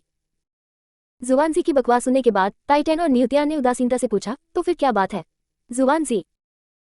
जुवानजी उनके रवैये से थोड़ा नाराज था, लेकिन समग्र स्थिति को ध्यान में रखते हुए उसने अपने गुस्से को दबा लिया और कहा, मैं वान डोंग को यहाँ से ले जाने आया हूँ। टाइटैन और न्यू तियान ने भौहें चढ़ाते हुए कहा, हमने निकासी की प्रक्रिया पहले ही पूरी कर ली है। जुवानजी ने तुरंत उन्हें समझाना शुरू कर दिया, हाँ आपने उन्हें पूरा कर लिया है, लेकिन श्रेक अकादमी छोड़ने के बाद वान डोंग कहाँ जाएगा? हमारी श्रेक अकादमी डोल वो महाद्वीप की सर्वश्रेष्ठ अकादमी है और हमसे बेहतर कोई दूसरी अकादमी नहीं है। और वान डोंग की प्रतिभा इतनी अच्छी है कि हम सचमुच नहीं चाहते कि आप इसे बर्बाद करें। टाइटैन और न्यू तियान ने उदासीनता से कहा, यह आपका मामला नहीं है और आपको इसे संभालने का कोई अधिकार नहीं है। इसके अलावा डोलवो महाद्वीप पर ऐसा नहीं है कि आपकी श्रेक के समकक्ष कोई अन्य अकादमियां नहीं है। कम से कम सन मून रॉयल अकेडमी तुमसे बहुत ज्यादा खराब तो नहीं है। वे दोनों शुरू से ही अच्छे स्वभाव के नहीं थे। वान डोंग एक का सामना करते समय ये देखते हुए कि वो तांगसान और शियाओवो की बेटी थी, उन्होंने उसे लाड प्यार किया और यह ठीक था। उनके सामने खड़ा ये जुवानजी नाम का व्यक्ति किस तरह का इंसान था? उसकी हिम्मत कैसे हुई उनके सामने आकर उंगली उठाने की? इसलिए इस समय टाइटैन और न्यू तियान का गुस्सा वास्तव में बढ़ गया था। लेकिन जुवानजी उनसे भी ज्यादा गुस्से में थी। जैसे ही उसने सन मून रॉयल अकेडमी के बारे में सुना, वह शिक्षक लियू युआन और लिंग लुओंगचेन के बारे में सोचने से खुद को रोक नहीं पाया। इससे वह पल भर में बारूद के देर की तरह भड़क उठा। नहीं, तुम नहीं जा सकते। सन मून रॉयल अकादमी वान डोंग के लिए उपयुक्त नहीं है। न्यू तियान, इससे तुम्हारा क्या लेना देना है? तुम बेवजह दखल दे रहे हो। जुवानजी, इसका मुझसे जरूर कुछ लेना देना है। हमारी श्रेक अकादमी ने अभी तक वान डोंग के नाम वापस लेने पर सहमति नहीं दी है। जब चाहो आओ, जब चाहो जाओ। क्या तुम्हें लगता है कि हमारी श्रेक अकादमी एक सार्वजनिक शौचालय है? न्यू तियान तुरंत गुस्से में हंस पड़ा, तुम्हारा मतलब है कि तुम उसे जबरदस्ती अपने पास रखना चाहते हो? जुवानजी ने न्यायसंगत भाव से कहा, मैं ये बच्चे के बेहतर विकास के लिए कर रहा हूँ। अगर वान डोंग सन मून रॉयल अकादमी में जाता है तो उसका भविष्य बर्बाद हो जाएगा। टाइटैन अब और संयम नहीं रख सका और उसने सीधे जुवान जेड के चेहरे पर एक घूंसा मारा, बाहर में जाओ। टाइटैन के मुंह से जुवानजी सीधे हवा में उड़ गई। वह सदमे से भर गया और तुरंत अपनी आत्मा को आह्वान किया। लेकिन वह टाइटैन का प्रतिद्वंदी कैसे हो सकता है? इसके बाद सड़क पर मौजूद सभी लोगों के सामने जो दृश्य प्रकट हुआ वह यह था कि कभी अहंकारी रहे श्रेक एल्डर जुवानजी को जमीन पर गिरा दिया गया था और उन पर एक के बाद एक मुक्कों की बेरहमी से बौछार की जा रही थी। जुवानजी को तब तक पीटा गया जब तक उसका चेहरा खून से लथपथ नहीं हो गया, लेकिन वह विरोध नहीं कर सका। उसकी आत्मा भी क्षीण हो गई और वह सीधे बेहोश हो गया। फिर टाइटैन ने घूंट भर गाढ़ा बलगम जुवान जेड के चेहरे पर थूक दिया। उसके चेहरे पर तिरस्कार का भाव था। छी, तुम किस तरह के इंसान हो? आईने में खुद को भी नहीं देखते और मुझसे पंगा लेने की हिम्मत करते हो। इतना कहकर वह वान डोंग और न्यू तियान के साथ सीधे वहां से चले गए। यह मामला तेजी से फिर फैल गया। लेकिन जब यह मामला फैल गया तो बहुत कम लोगों ने श्रेक का साथ दिया, क्योंकि उन्होंने जो देखा वह ये था कि श्रेक अकादमी छात्रों को जबरदस्ती बाहर जाने से रोक रही थी। हालांकि वे पहले ही अपना नाम वापस ले चुके थे, फिर भी उन्हें जाने की अनुमति नहीं दी गई। ये किस तरह का तर्क है? इसलिए कुछ समय के लिए पूरे श्रेक सिटी में कई लोगों ने श्रेक अकादमी की कार्रवाइयों को अनुचित बताकर उनकी निंदा करना शुरू कर दिया। जुवानजी, तुम बेवकूफ हो। और इससे मुएन एक बार फिर गुस्से से अधमरा हो गया। श्रेक के बारे में जनता की मौजूदा राय जानने के बाद उसने मेज पर मुक्का मारा और उसे तोड़ दिया। फिर उसने गुस्से में बगल में खड़े यान शाओजे से पूछा, जुवानजी कहाँ है? यान शाओजे ने ईमानदारी से केवल इतना ही उत्तर दिया, घायल हूँ, अभी भी स्वास्थ्य लाभ कर रहा हूँ। मुएन ने बड़ी मुश्किल से अपनी सांस रोकी और कहा, ठीक होने के बाद मैं उससे निपट लूंगी। फिर मुएन ने यान शाओजे से दोबारा पूछा, अपराधी कहाँ हैं? यान शाओजे ने उत्तर दिया, वे दोनों वास्तव में क्लियर स्काई संप्रदाय से हैं। मुएन के चेहरे पर अनिश्चितता के भाव थे, लेकिन अंततः श्रेक अकादमी और क्लियर स्काई संप्रदाय के बीच संबंधों को ध्यान में रखते हुए और ये देखते हुए कि इस मामले में पहले वे ही गलत थे, वह जुवानजी को बदला लेने में मदद करने से पीछे हटने के अलावा और कोई विकल्प नहीं था। उसने नाक सिकोड़ते हुए कहा, मेरे लिए उस बेवकूफ जुवानजी पर नजर रखना। उसके घाव ठीक हो जाने के बाद उसे सिर्फ शिष्यों को साधना कराने पर ध्यान देने देना और उसे और कोई परेशानी पैदा नहीं करने देना। मोएन सचमुच बहुत थकी हुई महसूस कर रही थी। सुअरों के एक समूह के साथियों का नेतृत्व करने में वह पूरी तरह असमर्थ थी। और दूसरी तरफ सन मून रॉयल एकेडमी की तरफ शिक्षक लियू युआन को स्वाभाविक रूप से यह पता नहीं था कि जुआनजी ने श्रेक अकादमी की तरफ से फिर से इतनी बड़ी गलती कर दी है। वह 2 दिनों से सन मून इंपीरियल सिटी में था और माना जाता है कि वह यहाँ के वातावरण से परिचित हो चुका था। और इस समय शिक्षक लियू युआन पहले से ही कार्यालय में प्रतीक्षा कर रहे थे। आज वह पढ़ाने वाला था। हालांकि चूंकि उन्होंने मिरा होंगचेन के साथ पहले ही सहमति बना ली थी कि पहली कक्षा एक खुली कक्षा होगी और चूंकि वे इसका अच्छी तरह से प्रचार करने वाले थे, इसलिए उन्होंने इसे रिकॉर्ड करने के लिए किसी को भेजा और कुछ महत्वपूर्ण हस्तियों को पर्यवेक्षक के रूप में उपस्थित होने के लिए आमंत्रित किया। इस समय फोटोग्राफर और अन्य लोग कक्षा के पीछे अपने उपकरण तैयार कर रहे थे। और इसी समय मिरा होंगचेन फिर से शिक्षक लियू युआन से मिलने आई। उन्होंने शिक्षक लियू युआन से कहा, शिक्षक लियू युआन, आज सब कुछ आपके प्रदर्शन पर निर्भर करता है। आप हमारी सन मून रॉयल एकेडमी को अच्छी तरह से बढ़ावा देने में हमारी मदद कर सकते हैं या नहीं, ये पूरी तरह से आप पर निर्भर करता है। शिक्षक लियू युआन मुस्कुराए और सिर हिलाते हुए बोले, चिंता मत करो, मैं तुम्हें बिल्कुल निराश नहीं करूंगा। उसके बाद उसने कक्षा की घंटी बजने तक इंतजार किया और फिर सीधे कक्षा में प्रवेश किया। अंततः उन्होंने पढ़ाना शुरू कर दिया। और शिक्षक लियू युआन के सैद्धांतिक ज्ञान के बारे में संक्षेप में बताने के बाद पूरी कक्षा में सभी लोग चौंक गए। अध्याय 20 प्रसिद्ध बनो। 300,000 वर्ष पुरानी खोपड़ी प्राप्त करो। अध्याय 20 प्रसिद्धि आसमान छू रही है। 300,000 साल पुरानी आत्मा की हड्डी प्राप्त करना। इस पल कक्षा में उपस्थित छात्र और शिक्षक, साथ ही विशेष रूप से अवलोकन के लिए आमंत्रित महत्वपूर्ण व्यक्ति, उन्हें उस क्षण इतना आश्चर्य होने का कारण स्वाभाविक रूप से यह था कि शिक्षक लियू युआन द्वारा समझाई गई अवधारणाएं बहुत ही शानदार थी। लेकिन फिर दोबारा, क्या शिक्षक लियू युआन द्वारा समझाई गई अवधारणाएं इसलिए शानदार थी क्योंकि वे कुछ अविश्वसनीय रूप से गहन विचारों की व्याख्या कर रहे थे? वास्तव में नहीं। शिक्षक लियू युआन इस समय जो समझा रहे थे वह केवल कुछ सबसे बुनियादी सैद्धांतिक ज्ञान था। हालांकि यहाँ सार यह है कि भले ही यह सबसे बुनियादी सैद्धांतिक ज्ञान था, लेकिन शिक्षक लियू युआन ने इन चीजों को प्रणाली के माध्यम से प्राप्त किया था। ये सबसे सही सैद्धांतिक ज्ञान है। उदाहरण के लिए, साधना कैसे करें? साधना में भी कई जटिलताएं हैं। इस पद्धति द्वारा संकलित ध्यान विधि दुलू महाद्वीप के आम लोगों की साधना विधियों से भिन्न है। एक अन्य उदाहरण आध्यात्मिक शक्ति का संचार करने का तरीका है। इस प्रणाली द्वारा प्रदान की गई विधि भी दलुओ महाद्वीप पर प्रचलित सामान्य विधियों से भिन्न है। तो ये चीजें वास्तव में नींव की नींव हैं। लेकिन दलुओ महाद्वीप पर स्थित 99% स्पिरिट मास्टर्स ने इन्हीं मूलभूत सिद्धांतों का गलत तरीके से अभ्यास किया है। या यूं कहिए कि दलुओ महाद्वीप के 99% लोगों के लिए उनकी बुनियादी साधना विधियां शिक्षक लियू युआन की विधियों जितनी उत्कृष्ट नहीं है। इसलिए शिक्षक लियू युआन द्वारा शुरू से अंत तक हर बात को सावधानीपूर्वक समझाने के बाद वहां मौजूद सभी लोगों को ऐसा लगा मानो उनका विश्व दृष्टिकोण चकनाचूर हो गया हो। उन्हें लगा कि वर्षों से की गई उनकी खेतीबाड़ी पूरी तरह से व्यर्थ हो गई है। यदि वे शिक्षक लियू युआन की पद्धति के अनुसार साधना करते तो शायद वहां उपस्थित सभी लोगों की शक्ति में कई स्तरों तक सुधार हो सकता था। इसलिए वे सभी सदमे से भर गए थे, गंभीर भावों के साथ ध्यानपूर्वक सुन रहे थे, कहीं कोई बात छूट न जाए, इस डर से। उसी समय जब उन्होंने मंच पर शिक्षक लियू युआन को देखा तो उनकी आंखों में गहरी प्रशंसा झलक रही थी। ठीक है सब लोग, चलिए अभ्यास करते हैं। सैद्धांतिक ज्ञान पूरा करने के बाद शिक्षक लियू युआन ने कक्षा के छात्रों को अभ्यास शुरू करने के लिए कहा। इस समय तक छात्रों को यह भी एहसास हो चुका था कि इस नए शिक्षक का स्तर अत्यंत उच्च था। इसके अलावा अभी जब वो प्रवचन दे रहे थे, आध्यात्मिक शक्ति की संचार की व्याख्या करते हुए, उन्होंने जानबूझकर अपनी आध्यात्मिक शक्ति और आध्यात्मिक अनुभूति का प्रदर्शन किया, जिससे छात्रों को यह भी पता चला कि शिक्षक लियू युआन एक उपाधि प्राप्त डोलुओ थे। इसलिए उनमें से प्रत्येक व्यक्ति शिक्षक लियू युआन से अतुलनीय रूप से प्रभावित था। इस समय उन्होंने स्वाभाविक रूप से वही किया जो शिक्षक लियू युआन ने उन्हें निर्देश दिया था। शिक्षक जी, क्या यह ऐसा ही है? ऐसा लगता है कि यह वास्तव में सामान्य खेती की तुलना में बहुत तेज है, अधिक मजबूत। ... एक एक करके छात्रों ने इसे आजमाना शुरू किया और इन प्रयासों के बाद उन्होंने स्वयं शिक्षक लियू युआन की साधना पद्धति की शक्ति का अनुभव किया। उनमें से हर कोई और भी ज्यादा हैरान हो गया। इस बीच शिक्षक लियू युआन ने उनका अवलोकन किया और उन्हें सामंजस्य स्थापित करने में मदद की। जब उन्हें पता चलता कि वे गलत तरीके से साधना कर रहे हैं तो वे तुरंत उन्हें सही रास्ते पर वापस लाने में मदद करते थे, क्योंकि यदि उनकी साधना विधि का सही ढंग से अभ्यास नहीं किया जाता तो वास्तव में इसके विपरीत परिणाम भुगतने की संभावना थी। हालांकि उनके यहाँ होने से कोई समस्या नहीं थी, इसलिए उन्होंने लगातार छात्रों को साधना के तरीके सिखाए और उनमें सुधार किया। धीरे धीरे सभी छात्र सही राह पर आ गए। इसके अलावा सबसे उल्लेखनीय बात यह है कि कई लोगों ने इस विधि का उपयोग करते हुए साधना की और तब तक साधना करते रहे जब तक कि वे सीधे मौके पर ही सफलता प्राप्त नहीं कर ली। उनमें एक गुरु भी थे जिनकी आध्यात्मिक शक्ति का स्तर 74 था। इसलिए इस दृश्य को देखकर छात्र, शिक्षक और विशेष रूप से अवलोकन करने आए महत्वपूर्ण व्यक्ति और भी अधिक स्तब्ध हो गए। इस समय जब उन्होंने शिक्षक लियू युआन को देखा तो ऐसा लगा मानो वे किसी अमर व्यक्ति को देख रहे हों। उनके हृदय विस्मय से भर गए। और मेरा होमचेन को इस बात की बढ़ती हुई खुशी थी कि सन मून रॉयल एकेडमी के लोगों ने श्रेक एकेडमी की तरह चीजों को बिगाड़कर ऐसी प्रतिभा को भगा नहीं दिया था, क्योंकि अगर ऐसा होता तो उनके पास रोने के लिए सचमुच कोई जगह नहीं बचती। शिक्षक लियू युआन कक्षा में छात्रों को गंभीरता से व्याख्यान देते रहे।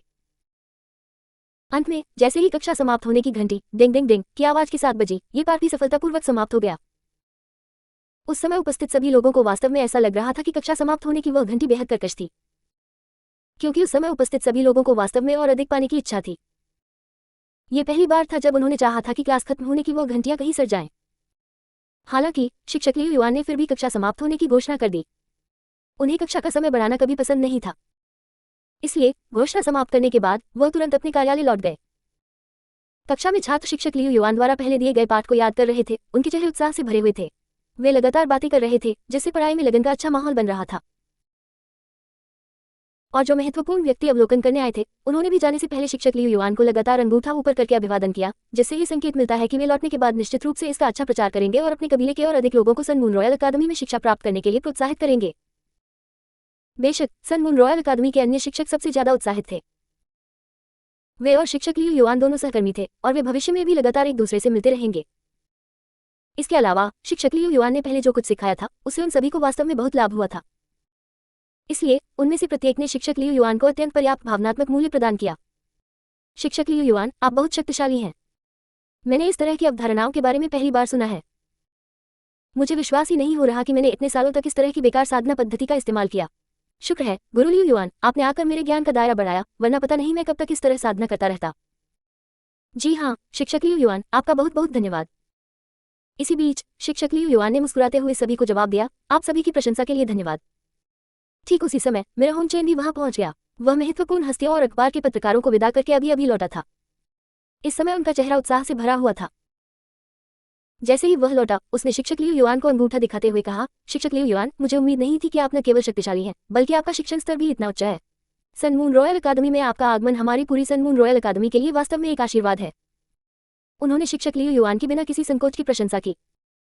आखिरकार मेरा होमचेन का मूल विचार तो केवल शिक्षक लियू युआन की उपाधि प्राप्त डोलू साधना का उपयोग करके कुछ प्रचार करना था, लेकिन उन्हें कैसे पता चल सकता था कि शिक्षक लियू युआन पढ़ाने में इतने अद्भुत थे। अभी जब वह अखबार के रिपोर्टरों और महत्वपूर्ण हस्तियों को विदा कर रहा था, तो उसने एक से अधिक लोगों को ये कहते सुना कि वे आज की घटनाओं का जोरदार प्रचार करने के लिए वापस जा रहे हैं, और कुछ महत्वपूर्ण हस्तियों ने तो अपने परिवार के शिष्यों को श्रेक से निकालकर सन मून रॉयल अकादमी में शामिल करने की योजना भी बनाई थी।